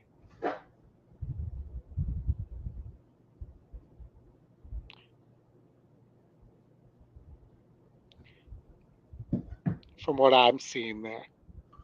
I feel like I made my last bet for the year at Hastings in the last race.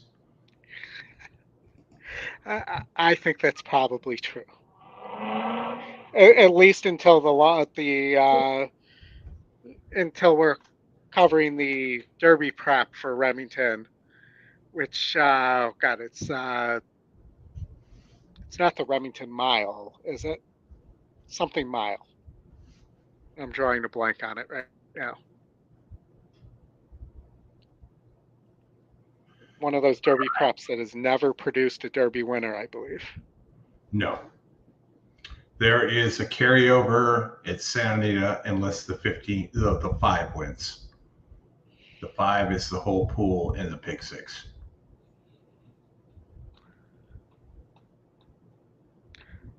Strange. No, not really. I mean, if you want to get the whole thing, yeah, Mike, let's get a turnover right away and screen to Cook for a TD. Yeah, I love it. That's the forward thinking we like on this show. All right, we're 1 minute. 1 minute posted Hastings. We will go with Santa Anita, obviously, if they go off first. I will tell you if the 7 wins, I believe the pick 5 is going to pay close to $700,000. Yeah, and nobody in this chat has that. Because they would have said it a while ago. Did I didn't tell you. No, yeah, you forgot to mention that. Because then you could almost make the $1 million donation to hurricane relief. Yeah. And match the Glacier family. But, Dr. Glacier, one of the Glacier brothers, actually lives in the same golf community that my father does, and is one of his golfing buddies. Oh, nice, nice, nice. Not one of the better known of the Glacier owners, though. Derrick Henry running. Derrick Henry is going to be your first touchdown winner. Sorry, guys. Henry, I got him on the list, though. Anytime touchdown.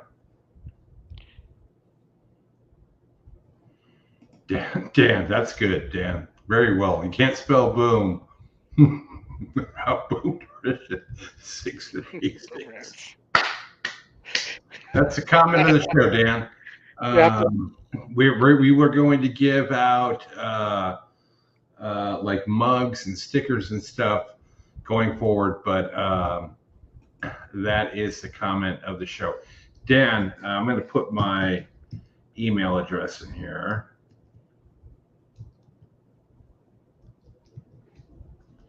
Send me a note. We'll send you something. Let's take a look at Santa Anita. Well, Scotty's logged off. The field has reached the starting gate. It's post time. But we'll get you something. All right, here we go. I'll keep an eye on Hastings for everybody, because I know we're all very stressed about our Hastings plays. Super high 5 pool. Approaching 15,000. Nice, Dan. Very nice. Sorry, Alan. Very nice. Good win there. Nice. Sneaker will be back. We're working on boom shirts, but Dan Doran, send me an email. Definitely doing boom shirts. I'll get you something. Result in someone hitting. Corey will be designing something for us, but it will be after his final on his math final on Thursday. One more. Blue Oasis. They're all in line. And they're off. Moment's Pleasure had an alert beginning. So did Sneaker in the center of the course. Here's Ufta. So Ufta, thanks, Dan. Sneaker, we appreciate that. Fire are now the first 3, with Tiara Queen at the rail racing in 4th. Then it's Moment's Pleasure racing 3 wide. She's currently on the outside of Watchtower, and I'm a Joker in the yellow cap settles between rivals, mid-pack 5 or 6 lengths off the lead. Lottery is down at the rails. She is Romantic is next. The 2 trailers, Bottle Rocket. They're not even in the gate yet at Hastings all the way. Sneaker and Ufta are 1-2 on the back sprint. Sneaker tugging hard, leads by almost a length to Ufta in second. Another 3 lengths to Baltic Fire outside Tiara Queen. Then a 3 wide Watchtower. Lottery is down at the rail, and I'm a Joker between those 2 has 6 lengths to make up. Moment's Pleasure has the red blinkers on the outside. At the rail comes She Is Romantic as they move into the far turn. And Bottle Rocket is in between those 2, with Blue Oasis trailing. They're into the far turn. A 3 wide bid coming from Baltic Fire, putting the pressure on Sneaker, who maintains the lead. Ufta is in between them third as they have a 1/4 mile to run. Just behind them, Watchtower is getting into the race with the yellow cap on the far outside. 4 wide bid for Watchtower down on the inside. Tiara Queen trying to get out, just did. Sneaker in the meantime keeps on going, chased intently by Watchtower on the outside. A late run from Moment's Pleasure, but it's far too late. Sneaker, what a weekend for George Papa Padromo. Sneaker all the way. Second goes to Watchtower. Boom, Mike. A photo Boom. for third between Moment's Pleasure and Tiara Queen. Boom on your double, Mike. Boom for Matt too. Boom for Matt too. Nice. Eight in. They're at the post. There they go. From the outside, penalty to Rangers. Quick on the early lead from the rail. It's Valerie Valesky. This accelerates. Got a good spot in third. At the rail, Texas Legacy in fourth. Then Shamra's on the outside. To her inside comes another sunny day. It's 5 lengths for the back-to-back zone. Trailer is walking the walk. Into the clubhouse turn they go. And penalty to Rangers. Clears off. Leads it now by a length and a half. Valerie Valesky second by the same margin. This accelerates. Sits in third. Another sunny days on the outside. Texas Legacy's at the rail. Followed by Shamra, back zone, and walking the walk. As they race to the 5/16 marker, opening quarter, quick 22 and 2. Penalty to Rangers.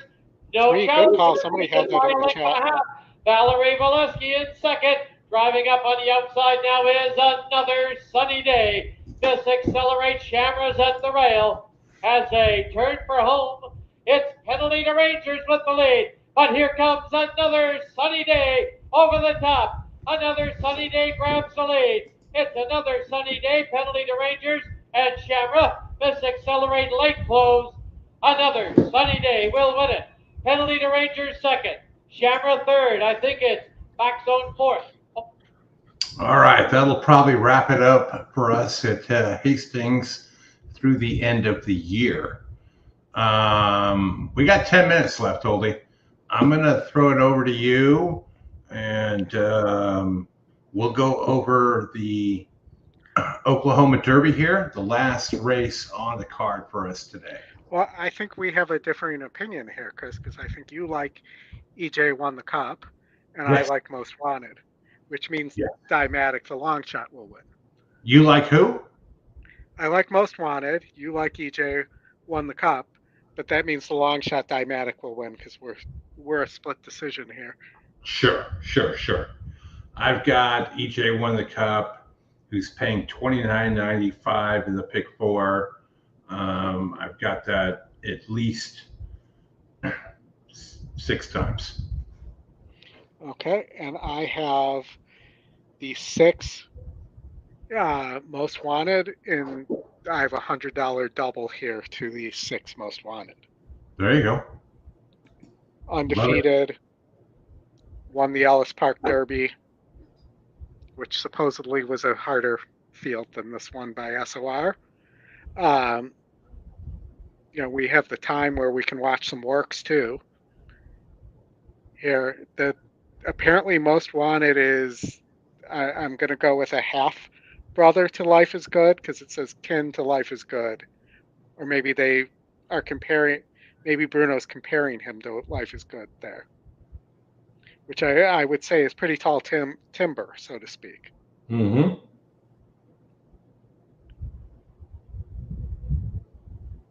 And was quicker. Interesting.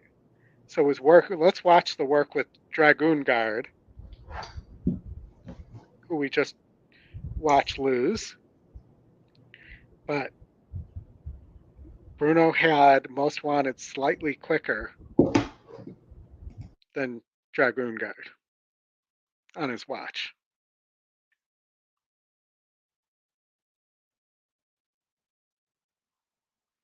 I would assume, based on them starting with Most Wanted in front, with Dragoon Guard in front, that Dragoon Guard is ahead at the end, but we'll see.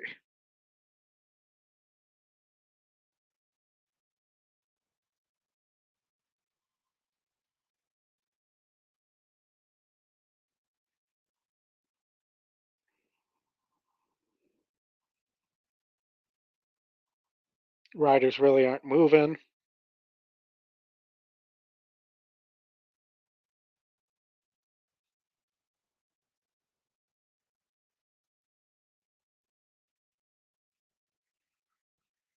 Big stride on Most Wanted.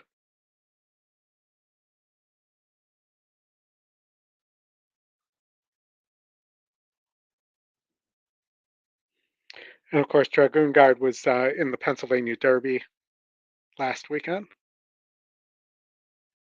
Pretty good work. Now let's see if we have any video on EJ Won the Cup. We don't, but we can take a look at a workout note from Delmar, which wasn't all that helpful, but for Doug O'Neill here with Mike Smith.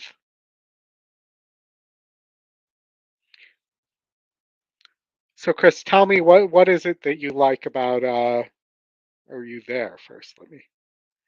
No, you're not. So I guess you won't tell me what you like about the two EJ Won the Cup. But for you EJ Won the Cup supporters out there, how about we hear what you like about it? Thank you, Austin. We appreciate you subscribing. And we appreciate the kind feedback as well. We're both of us, I'll speak for Chris here, and I'll speak from Justin, who is our other host as well, that, you know, we feel incredibly lucky to be able to do this, and for Scotty to both have given us the trust and to, you know, have the access to and relationships with these tracks that we're able to do shows like this where we're able to show live racing. So, you know, we have a couple more minutes. We'll have Chris will be Remington feed in a few minutes, but you know, I think the E picks are pretty good here for an exact or a try, maybe the one indispensable or the 5 here underneath. The other Asmussen always, you know, gets you here. The 4 has won a lot of races, but is a big price here at 1%. This is another horse that maybe finishes in the money. Did win the Canterbury Derby and the Slop, and those were just pretty much lesser races. Hey, All Chris. right. Be like Austin and subscribe. Subscribe to the show. We'll be back here next week. We got the weekend preview show on Thursday. The road to the NHC with Scotty and 2022 NHC champion David Harrison on Friday. We'll be back with you on Saturday. And who knows, maybe we'll do another pop-up show on Sunday. You never know. We appreciate everybody subscribing tonight, hitting the like button, logging in to watch us. It's been fun. We've got a few minutes left here. Al, great few extra bucks in his account. Needs one more boom. Yeah. I agree with Al. One more boom here. One more boom. Chris, I've gone through why I like Most Wanted. How about you go through why you like EJ Won the Cup? I just think, I mean, you know, just click through the race sim again. I mean, you don't have to play it first, second, third. Al, I'm on the 2. Oldy's on the 6. There we go. But I just think, based upon what I've seen with EJ's Won the Cup, that he gets it done here. Mike Smith didn't fly to Oklahoma for dinner.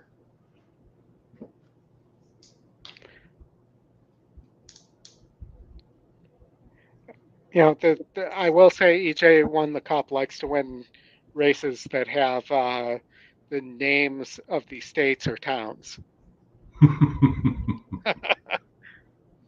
Don't disagree. The FanDuel, the Fairmont, I should say, St. Louis Derby, which takes place in Illinois.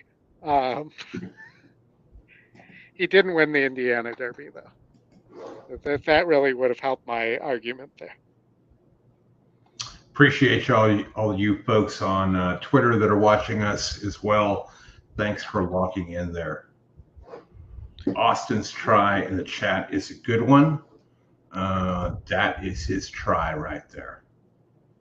All right, I'm going to bring up the race feed We got 2 minutes left here Sure. before they go. Well, probably more like 7 minutes, knowing knowing Remington, but They won't drag that long.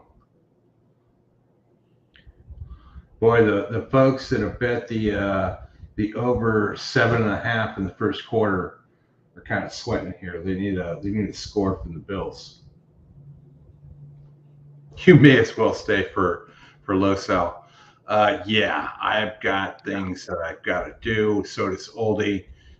You can find us in the chat, the WhatsApp chat, if you want to bet some low sell.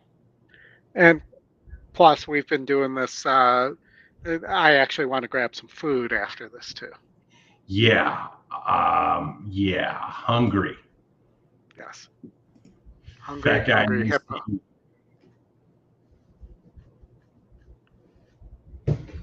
All right. All right, 1 minute. I think they're going to be a little bit less on the post track. So Diego, Oldy's on the 6.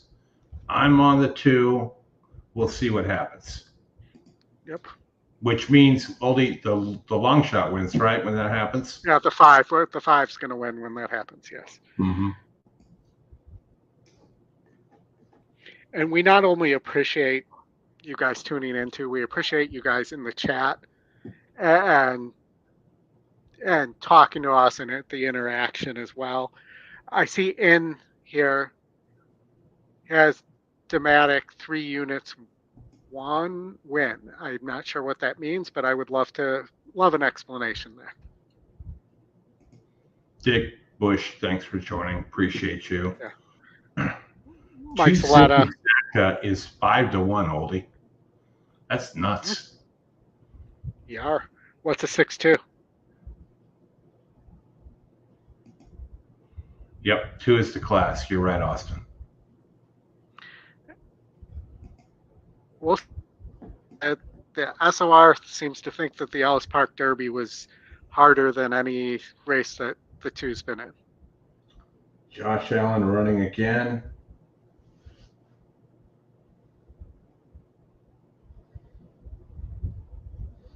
We got an ankle being taped up for number 10. Is this a winner and you're in for the Breeders' Cup? The football game or this race? Well, the football game, you might have a better chance than I don't know. I don't know if it's a winner you're in. Tyler Bass coming out to kick. This is going to do it for your first quarter over 7.5. Looks like you've got a winner. Congratulations. Boom, everybody. 7-3. Bills field goal. All right. So the problem, Mike, when Kenny posted that in the chat and I went to bet it was 9.5, which was still a winner, but I didn't push the button. We need a bookmaker to set the over under on the post tracks. Yeah. So that people can bet on that. Like plus 250 for a 10-minute post track. Matt Miller is live here to large doubles with 2 and 6, especially the 6. Scraps on all accounts, bet to win on the 2. Way to go, Matt. I'll talk to you in about 15 minutes. Let's get the 6 home, Matt. Boo, get the 6. Get the 2 home. Okay. T is doing $100 win on the 1 and $30 trifectas and $10 exactas. Nice. Tread lightly. On the 1, maybe he knows something. Who? T? T, yes. Maybe. Austin says he has huge doubts to the 2 and 6. I'm guessing those are doubles and not doubts.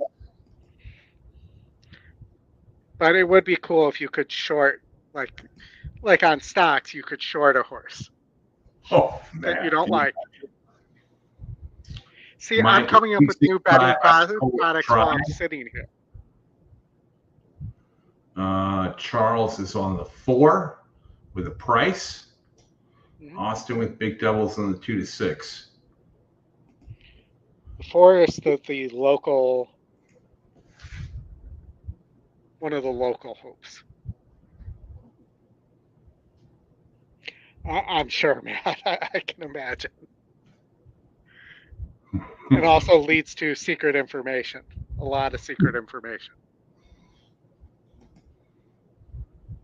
We got people in our chat from Europe in here that you get wildly better odds than we do from time to time. So yeah, and fixed odds too. Yeah, good, Mike. Way to be alive to the winner in the double. I think somebody should allow Matt to have fixed odds. Allow Matt to have what? Matt, fixed odds. Yeah, he could if he went to New Jersey. That's the only place. No, I'm talking like the European style fixed odds, like when Maddie in our chat is betting a horse that's been bet down to 8 to 5 or 1 to 2 here, and he's getting like what they call 10 to 4. So T is pressing it up, and he's going 5,000 to win and 2,000 to place on the 1. All right, let's go T. Something about the 1 for him. They are eventually going to get in the gate. I told you 10 minutes was my my guesstimate. Yeah. So the official post time, let's see if I still have it. Was 7:48. To get set to load for this year's okay, Oklahoma Derby.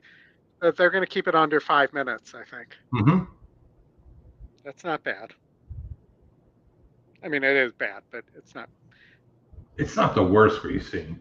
Hawthorne was far worse today than. We'll talk to Dakota about that, or have Howard talk to Dakota about that. Dymatic is up. EJ won the cup. I just want a Most good break wanted. here. 2 left. The Oklahoma bred flat Hanby going in. Last up outside. Mina. Here we go. Good luck, everybody. All in. They're off in the Oklahoma Derby. Good start for all. Inside EJ won the cup. Was on the lead briefly. There goes Most Wanted, wanting it more and going to the front, up by 2 almost as they get to the line first time. Flat Hanby is in there second, battling with Dymatic as they head to the turn. Mina is 4th and outside. Inside Indispensable 5th, waiting for room, and EJ won the cup is at the back. Under Mike Smith, 5 from the lead. Up front, Most Wanted shows the way through the first turn. They're about a little more than linked. Indispensable now got that room inside and quickly goes up to join. Most Wanted on the front end. Keep pressing him one. Dymatic, bobbing heads with Flat Hanby with 6 furlongs to go. Gap of 2.5 more. Back to EJ won the cup 5th. Mina is the trailer. 9 from the lead. Indispensable now takes over up front. It's Indispensable on the lead with 5 pounds. Somebody going to call Flo the worst jockey. Most Wanted. Dymatic is 3rd position down. Again, like, did you see that Twitter fight between him and? He won the cup, and Mike Smith now swinging. I did. Clear sailing. 5th. I saw his response too. Starting to advance quickly. Under it was pretty good. Left, nothing at the back for Mina. Heading to the final turn. It's Indispensable there. Pressed now a little bit more by Most Wanted. There goes EG won the cup, 3rd and gaining into the bend. Dymatic is 4th, 5 from the front. Flat Hanby trying 5th at the rail. Midway through the turn in the Derby up front, it is Most Wanted getting back against Indispensable, and EJ won the cup, poised to pounce with a 1/4 mile left. Dymatic 4th, Flat Hanby 5th, off the turn to the stretch for the Oklahoma Derby. Most Wanted digging in and trying to pull away, showing a little bit more, but here comes EJ won the cup on the outside, and EJ won the cup. Puts a nose on the lead inside the furlong pole. Race on. Most Wanted battling back. Very game. Outside EJ won the cup. Inside Indispensable. What? Most Wanted slight edge late. EJ won the cup one more try. Oh. Most Wanted stays undefeated to win the Oklahoma Derby in a very game duel with EJ won the cup and Indispensable. EJ so lost. Wait, did the 1 finish 2nd or 3rd? Because our friend T had 2,000 to place on the 1. I don't know. We'll see here in a minute. We got a lot of booms here. Matt Miller with a boom. Boom, boom. Boom for me too. There's another Matt Miller boom. 621 for Dan. Let's see what happens here at the end. Boom, boom, boom. Well, wasn't a good day for me until those last 2 races. Yeah, I thought the 6 had it too, Mike, but just didn't get it. The 1 finished 3rd. Sorry.